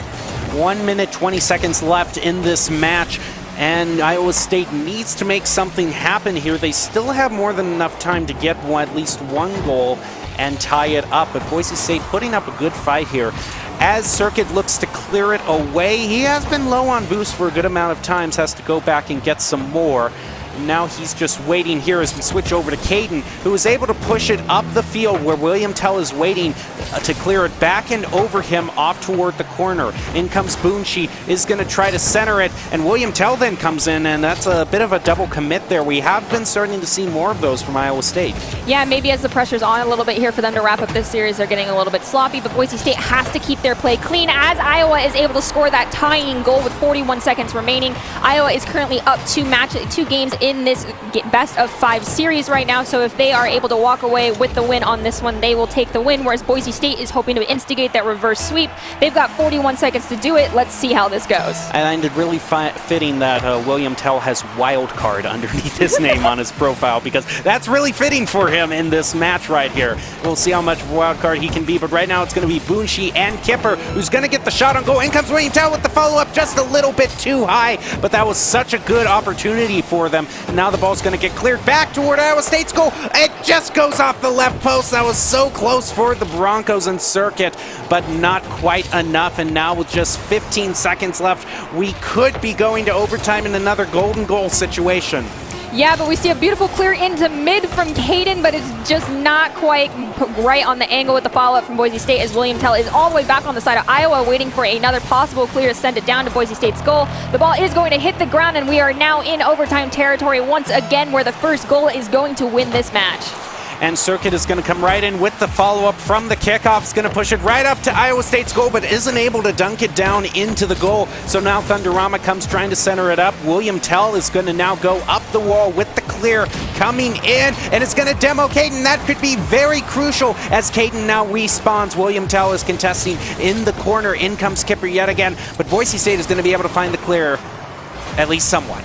Yeah, the ball is going to be in the middle of the field for a little bit as it's getting just kind of cleared back and forth, a little bit of a ricochet ping-pong action going on from both teams. Neither one's really focusing on creating a pass or a play. They're just trying to get it away from their own goal. They really need to clean up their comms and their rotations a little bit and hopefully clear out for a goal right here as we see Thunderama take it, but it is going to be cleared out by William Tell once again, but Caden's going to try and corral this ball in. It's almost in. It doesn't cross right there. That dang crossbar that is everybody's worst enemy and best friend once again. Now we have Thunderama trying to get this ball into the goal, but it's just not going to be enough as Iowa State's able to clear it onto the side of Boise State. Oh, that could be the most heartbreaking moment I have ever seen, especially as Iowa State might be looking to try to get a goal off of that, as they are able to clear it back and over. Kipper is rushing to the other side, is able to get the boost and steal it away from Caden and get a very nice big clear over into Boise State's corner. Now it's a matter of if they can center it up. William Tell, it's over to Boonshi, and it is going to go Boonchi, and back over toward the center of the field where Caden is waiting to clear it back out with the pass over to Thunderama, and it's gonna get it! Okay, so Boise State gets to walk away with that third round victory. Oh my goodness. All right, so now the reverse sweep hopefully begins. Hopefully so, but that was so clutch. That was such a last-minute victory for them, and I would have felt so bad for the Broncos if, after that extremely close goal there, they weren't able to put it away. In all honesty, I think they kind of just enjoy giving us heart attacks. I'm not going to lie. Yeah, probably. Knowing how the players like to perform, that probably is the case. Yeah, I'm getting anxiety just waiting for this next match to start. I'm not going to lie, William Tell is a force to be reckoned with on the side of Iowa, so Boise State really needs to be keeping an eye on him and what he is doing, because he's changing up his play style consistently throughout the entire game, whether or not he's playing kind of more in the midfield and being ready to make those returns for his side, or if he's being more defensive. He's just kind of a jack of all trades when it comes to Rocket League. Yeah, and one thing I am liking to see from Boise State is I have noticed that they have been doing a bit of a better job in terms of getting boosts and taking it from the other players. There have been multiple times, and it did play an influential part in one of the goals they scored, was able to keep the boost away from Iowa State, which allowed them to help get that goal. Yeah, especially during those kind of extended periods where there's multiple hits, multiple shots being taken on goal. That the boost starving, my Overwatch brain is trying to take over. That boost starving is really important, and Boise State was doing a great job, especially in those first few moments where they did score that goal, because they had spent about 30 seconds down there by Iowa's goal. They had to be constantly taking those boosts away from them so they could not get the leg up on Boise State. Well, now as we enter Game 4, it is Boise State needing to get 2 more wins to win it. Like you said, maybe the start of a reverse sweep. We'll just have to see. I would not put it past Boise State as we go into this first kickoff that's going to go into the favor of Iowa, but Thunderama is going to be able to get control and send it over to the side, but it is still remaining on Boise State's side, really awfully close to that goal, but there's a double commit from Iowa that may not make it advantageous for them, as we do see Thunderama still maintaining control of this ball right now as Iowa's trying to get it into Boise State's goal. Now 20 seconds into the match, no goals scored quite yet. Boise State gets a nice big clear back over toward Iowa State's goal. The clear coming back toward Boise State as Caden comes in. William Tell rushing in there. Caden pushes him out of the way. I like seeing that. And now Kipper is going to try to flick it up and over, actually pop it off his top. And now in comes Caden, grounds the ball, but isn't able to find the clear. In comes William Tell yet again, is going to try to center it up. Thunderama comes in. It is in the center of the field while Kipper knocks it back and off to the corner where Boonchi is. And now Circuit is going to try to set her up. Ball's just a little bit too high for a shot on goal now. But for now, it's a lot of passing, but no scoring. We do see Thunderama trying to rotate in to try and get kind of into the midline here of Iowa, and Circuit's going to push it forward again, constantly ready for those saves. We have another double commit from Boise State onto Bushi, but it does not look like it's going to do much as Iowa is still maintaining control of this ball over here, but Boise State is managing to keep the ball on the side of Iowa State right now, but they're just not getting clean passes to each other. And now Thunderama is going to center it up. Boonchi is going to be able to ground it to where Kipper is waiting. Over toward Boise State's goal, Thunderama is going to kind of come in here, gets knocked out of the way by Kipper, and in comes Circuit again to keep the ball from going toward the goal. Boonchi comes in again, doesn't have any boost, but might be able to center it here. And William Tell again, right out of nowhere, is going to get another shot on goal. Thankfully, Caden was waiting there and got that save, and we are now looking as Caden gets full boost. Is he going to be able to get in the midfield and get that ball? He will not. Thunderama, though, is going to be waiting by the goal as some of Boise State's players are rotating back. More of Iowa is taking over the side of Boise State, so the side control is not in their favor. They need to get that boost control and that side control and start putting that pressure on the side of Iowa, as Kipper's just kind of having a free-for-all right now with this ball, as I don't see many of the Boise State players trying to take it away. And now Circuit is going to try to contest with Boonchi, but Boonchi is going to get the better of that one. William Tell goes flying right over, giving an opening to Boise State as Thunderama pushes it toward the goal, just off toward the right, and in comes Circuit with the centering. Caden's waiting for him, but not enough, because William Tell came right in there and disrupted him, allowing Iowa State to get this counterattack, and this has been probably the closest game we've seen thus far in this match. Yeah, and William Tell went for that metered aggression, so to speak, taking out one of Boise State's players near the goal, but it was not enough for his team to gain that advantage and get the goal, because we are able to see that clear down to Thunderama in the corner, and Circuit's waiting, has an opportunity to score, but it is cleared out by Iowa back into the midfield right now, getting knocked down to Bushi, but it's going to be pushed away by Caden. and this is, I think, the longest time we've seen this entire match go without a goal.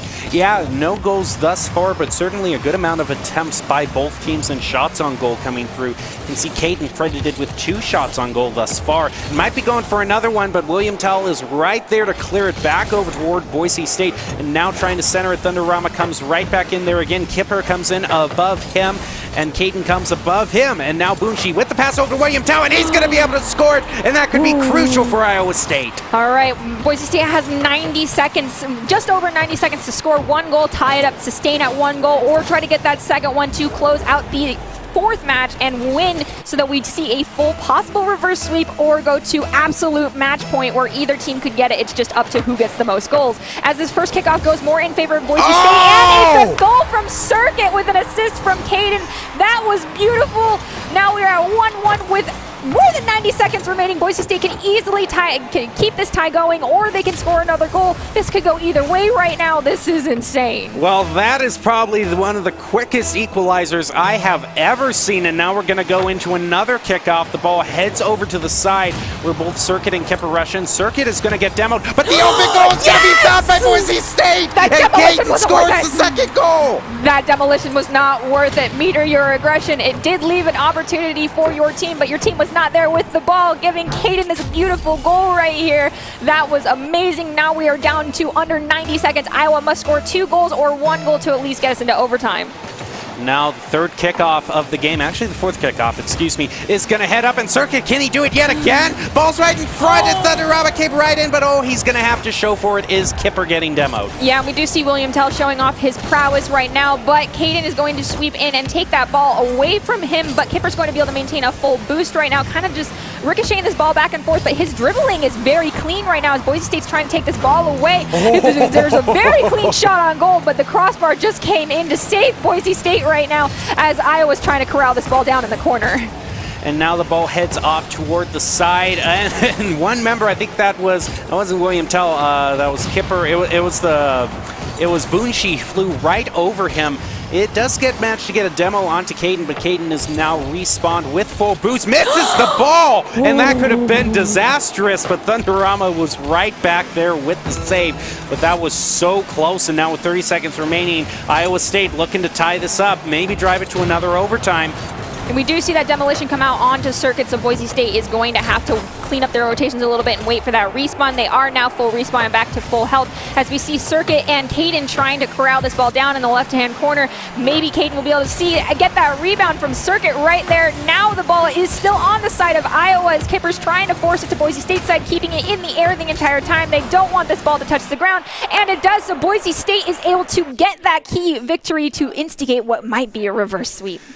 Well, it's going to come down to the final one. With as good as Iowa State was doing, I predicted Iowa State was going to take it, but maybe Boise State can actually pull out the reverse sweep. We will have to see. One thing I do see coming up from Iowa State constantly, though, which they do have to tidy up, is I do see double commits still coming through from them, and that has come up more than once, and it's something that I'm not necessarily seeing them clean up. Now, it isn't something that happens often, but it happens enough and consistently that they have to keep it in mind. Well, with how low scoring these games are, which is, like I said previously last week, I prefer games that have lower scores because it means the teams are more equally matched. You do have to be more careful in those cases on those double commits, because those are the mistakes that end up resulting in that one goal that does end up getting scored, because you and one of your other teammates were double committing on someone who was just waiting in the wings for the ball, and another person had a clean shot, and unfortunately there is no taking that back, so you have to work on those rotations and those double commits. Well, now we are going to see this, the Play versus Rocket League Invitational, the 5th game, Boise State versus Iowa State, and it has all come down to the tiebreaker. Can the Broncos pull off a reverse sweep and what looked like a sure victory for Iowa State?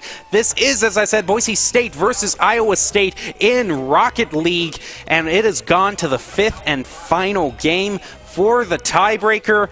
And I wouldn't be surprised if this went into overtime because it has been so close between these two. I honestly want it to go into overtime because that's so much fun as we see Circuit already in the air, knocking that ball away from Iowa onto Iowa's side. The kickoff was not in Boise State's favor, but they made it their own. But William Tell is already trying to get full control of this ball and clear it out over to Boise State's side, but Thunderama is waiting in the corner and is able to keep it down on the side of Iowa. But now he's got to go get more extra boost as Caden is going to try to keep this ball as well on the side of Iowa. Now the ball stays in the center. William Tell is going to try to push it over, but Thunderama comes right in there, takes it away from him. Now it's going to center, actually get the shot on goal himself and get an early lead. That was beautiful. Oh my goodness. That is such a good angle. That was beautiful. Beautiful. I mean, so good. Okay. Second kickoff. Sometimes words just can't fully capture how good. You just have to admire the gameplay. Yeah, honestly, as we see this kickoff that went more in favor of the side of Boise State, Kipper did try to steal it away, but Bushi's ultimately going to be the one getting more control on their side, but Boise State is managing to keep this pressure up and keep the ball on the side of Iowa as Thunderama's trying to maintain his boost. We do see that demolition come out on the side of Caden, but again, leaving open a goal for Boise State, and that is going to put Boise State up 2-0 right now with more than 4 minutes remaining in Game 5. Oh boy, this could be, this could be a low-scoring game, but it would also be incredible if Boise State just completely went on fire in this game and absolutely blew Iowa State out of the water. And 2-0 in just 1 minute is nothing to sniff at. They might do a third. Oh, it is just taken away from them, but all the members in Iowa State were just bunched up in that goal trying to keep it from going in. Yeah, so was Boise State, though, so they weren't really ready for that semi-clear that just occurred. William Tell kind of predicted it as he followed this ball the entire way. Thunderama, of course, is already on the onslaught, the attack right now, waiting for Caden to pass him the ball, but that ball is going to be stolen away. But we are thankful that we have Circuit waiting around by the goal to clear the ball away. No. Thank God for that crossbar. Oh, thank goodness Caden was able to get that save and clear it to mid as we have Thunderama now in possession of the ball, trying to get it over to the goal, but it looks like Iowa State's going to get possession. Boise State still trying to keep that side control going, though, but it's played up and over Circuit, and Caden having to get a safe, dangerous position here, but Thunderama is right there with the save. In comes William Tell, who's going to try to place it back over toward Bunchi, who gets back over toward the corner, is able to steal the boost away. So now he is at full boost, and we see Caden with no boost, and Kipper is going to come right in there, center it up, but it's a bit too high for a shot on goal right now, leaving Circuit to clear it back toward the center and go on the counterattack with Thunderama following up, centers it up, gonna be there. Caden's just not there in time. Yeah, there was just a little bit of a speed differential right there between the two Boise State players. It was so, the setup was there, it just could not come to fruition as we see Thunderama doing some beautiful aerial work right now, trying to center that ball to one of his teammates. Unfortunately, Caden is going to be taken out by William Tell. That man is out for blood right now, and Caden is trying to keep this ball away from the Boise State goal, but it is still just getting knocked over in the corner as Bushi's trying to corral it. Bushi is going to be able to center it. In comes Kipper, is just going to be able to hit that off the post. And now here comes Bushi, fills up on boost. It goes back toward Iowa State's corner. Ball a little bit too high for a shot on goal. Circuit did come in there, though, trying to dunk it down. And now Thunderama gets played over. Caden has to rotate in there to be able to clear it. And now it hits back over to Iowa State. Caden is waiting, but it heads back over to the middle where Circuit is waiting over Thunderama, who goes back, doesn't have any boost, though, so he's got to be careful here as Kipper comes rushing in to push it back over toward the other corner. Yeah, Kipper obviously has been a very good his ball handling skills have been fantastic. The dribbling is great. Circuit is trying to outplay the side of Iowa right now on this attack right now, putting in pressures. Caden also is trying to maintain the ball control, but is running out of boost. Once again, that boost management just kind of something you got to keep tucked in your back of your mind, remembering to starve the enemy team and keep yours full. As we see Thunderama with a shot on goal, and it's going to be cleared away by Iowa State. But there is another drop down right in front, and Circuit has another opportunity to get it, but Kipper is able to clear the ball away into the corner. All right, Thunderama keeps the play going. In comes Bunchi back over toward the corner, and Circuit goes up and toward the side, off the wall, but William Tell steals it away from him. Now looking to center it up, but Thunderama is going to be the one to find the clear, and now tries to play it over, isn't able to. Bunchi steals it away, and now pushes it back toward the center. Kipper came rushing in there, but Circuit had enough control of the ball to keep it away from him. Yeah, right now, though, Boise State is a little bit boost-starved right now with the ball on their side of the field. We are under 1 minute, and that means Iowa State has to score 2 goals in order to instigate this overtime period that they are oh so hopeful that they can get. Otherwise, Boise State will be able to win this one out. As we see, the ball is in control of William Tell. He's trying to get it onto the side of Boise State, but Caden's going to come in and knock it back into the corner, and we're now under 30 seconds with Thunder with a clean shot on goal that gets cleared once again, and Caden trying to corral it down on the side of Boise State. And now Circuit is going to try to push it up on the side. It's denied, and it does. Maybe a clear does come through here. And we are getting to a point, it's like a power play in hockey, where sometimes if you're the team that's down, just clearing it back over to the other side and letting that clock run down could be enough here for the Broncos. And it might just be enough with 5 seconds left. And the demo going on to Kipper. That's a great demo, because with only a few seconds left, it just needs to hit the ground. And Boise State has pulled off a reverse sweep to win the game. Yes, that was fantastic. Boise State, that was incredible. Oh my goodness, that was heart-pounding. Anxiety is very high, but I'm happy to be here right now to witness this happen. Well, I cannot think of a greater way to end the night than what we just saw there in that victory. But we do have to get quickly toward the player of the game, and I have to nominate Caden for that role because he was so good with the saves, and the clears. Yeah, I'm actually going with you as well. I'm going to vote Caden. A very close runner-up would definitely be Circuit, but Caden was the back wall for Boise State during this entire game. His rotations were very clean. He made a lot of great saves. So, denying that many goals is just as important as scoring a goal in a match. So hats off to you, Caden. You're getting my vote for this one. Well, Caden, hopefully we can see him in some top plays, and if you miss any of those top plays, of course, you can go to Twitter at esportsbsu to stay up to date on all of that, because we post them from each and every game tonight, and all the games tonight thus far have had some great top plays. And so we are just waiting to see who pulled out the player of the game in this Rocket League Invitational. Boise State managing to pull off the reverse sweep. And here comes the Idaho Central Credit Union player of the game. And are we going to be right in this prediction? It is going to be Caden. Circuit, actually, no, they pulled a quick one on us. Why do they have to do this to us? But Circuit, that hat, I like it. That's some Broncos spirit right there. That probably earns him a few points just in that hat alone. But certainly with a goal like that scored, and as you said, he was your runner-up. Yeah, so I'm not heartbroken either way. I'm pretty sure none of the Rocket League players are heartbroken by not getting player of the game. Of course, it rotates consistently. Each one of them has a night where they definitely can be a shining star. Tonight, all of them played very well, but in particular, Circuit, you did a great job this evening. Yeah, definitely some great goals scored there in what were so many low-scoring rounds where each goal ultimately proved very crucial. You see here contesting and was able to center it up very nice there so Caden could follow it up. So really the rotations and follow-ups came through in flying colors for Boise State right when they needed it. Oh, yeah, for sure. And, of course, they're going to get a lot of takeaway from this video, the VOD that's going to be created from this game. They'll be able to sit down with their coach and learn a lot. There was some sloppy playing that was in the beginning of this match that I'm sure they're not going to hear the end of it just now, so I'm not going to drill on it too much.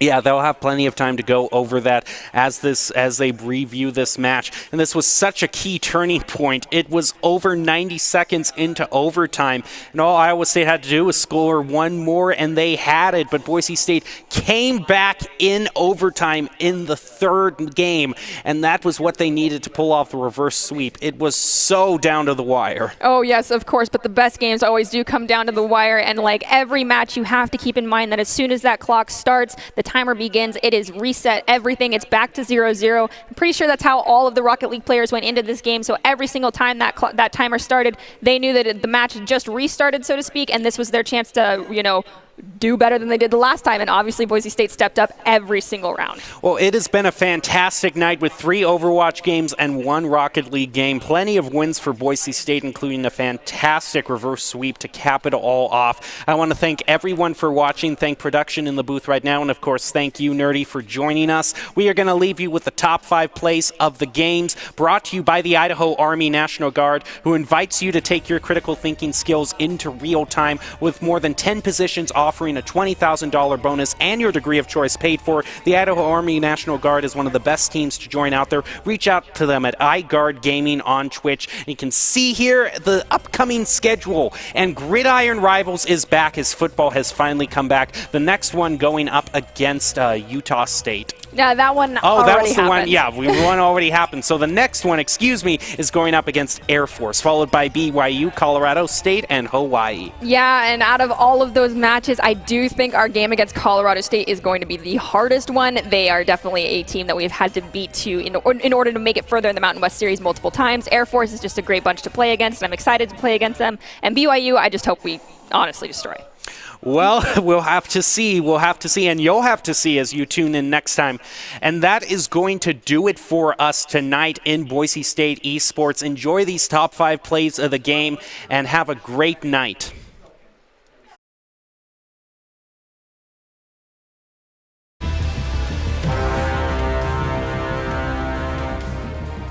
But Caden's going to try and corral this ball in. It's almost in. It doesn't cross right there. That dang crossbar that is everybody's worst enemy and best friend once again. And now we have Thunderama trying to get this ball into the goal, but it's just not going to be enough as Iowa State's able to clear it onto the side of Boise State. Oh, that could be the Boonshi comes in, steals it away, now picks up the corner boost. Will he be able to center it? Caden comes right in there with a great clear back toward the open goal, and he scores, putting Boise State in an early lead. That was beautiful. Watching that, you just instantaneously in this first few seconds of this match, you can see that the rotations were already a little bit cleaner from Boise State. If you looked at where the other players were, there was a stay in the goal to not give a clear shot. Boise State is bunching up a little bit more as Caden is trying to rally this ball down onto the ground, and it is going to be shot in by Circuit. So there is a 1-goal lead now for the side of Boise State. You can see Circuit just waiting right back there and came in right when he was needed. Kipper trying to do the backflip, not first sweep or go to absolute match point where either team could get it. It's just up to who gets the most goals. As this first kickoff goes more in favor of Boise State, and it's a goal from Circuit with an assist from Caden. That was beautiful. Now we are at 1-1 with more than 90 seconds remaining. Boise State can easily keep this tie going, or they can score another goal. This could go. Now we're going to go into another kickoff. The ball heads over to the side where both Circuit and Kipper rush in. Circuit is going to get demoed, but the open goal is going to be found by Boise State! That and Caden scores the second goal! That demolition was not worth it. Meter your aggression. It did leave an opportunity for your team, but your team was not there with the ball, giving Caden this beautiful goal.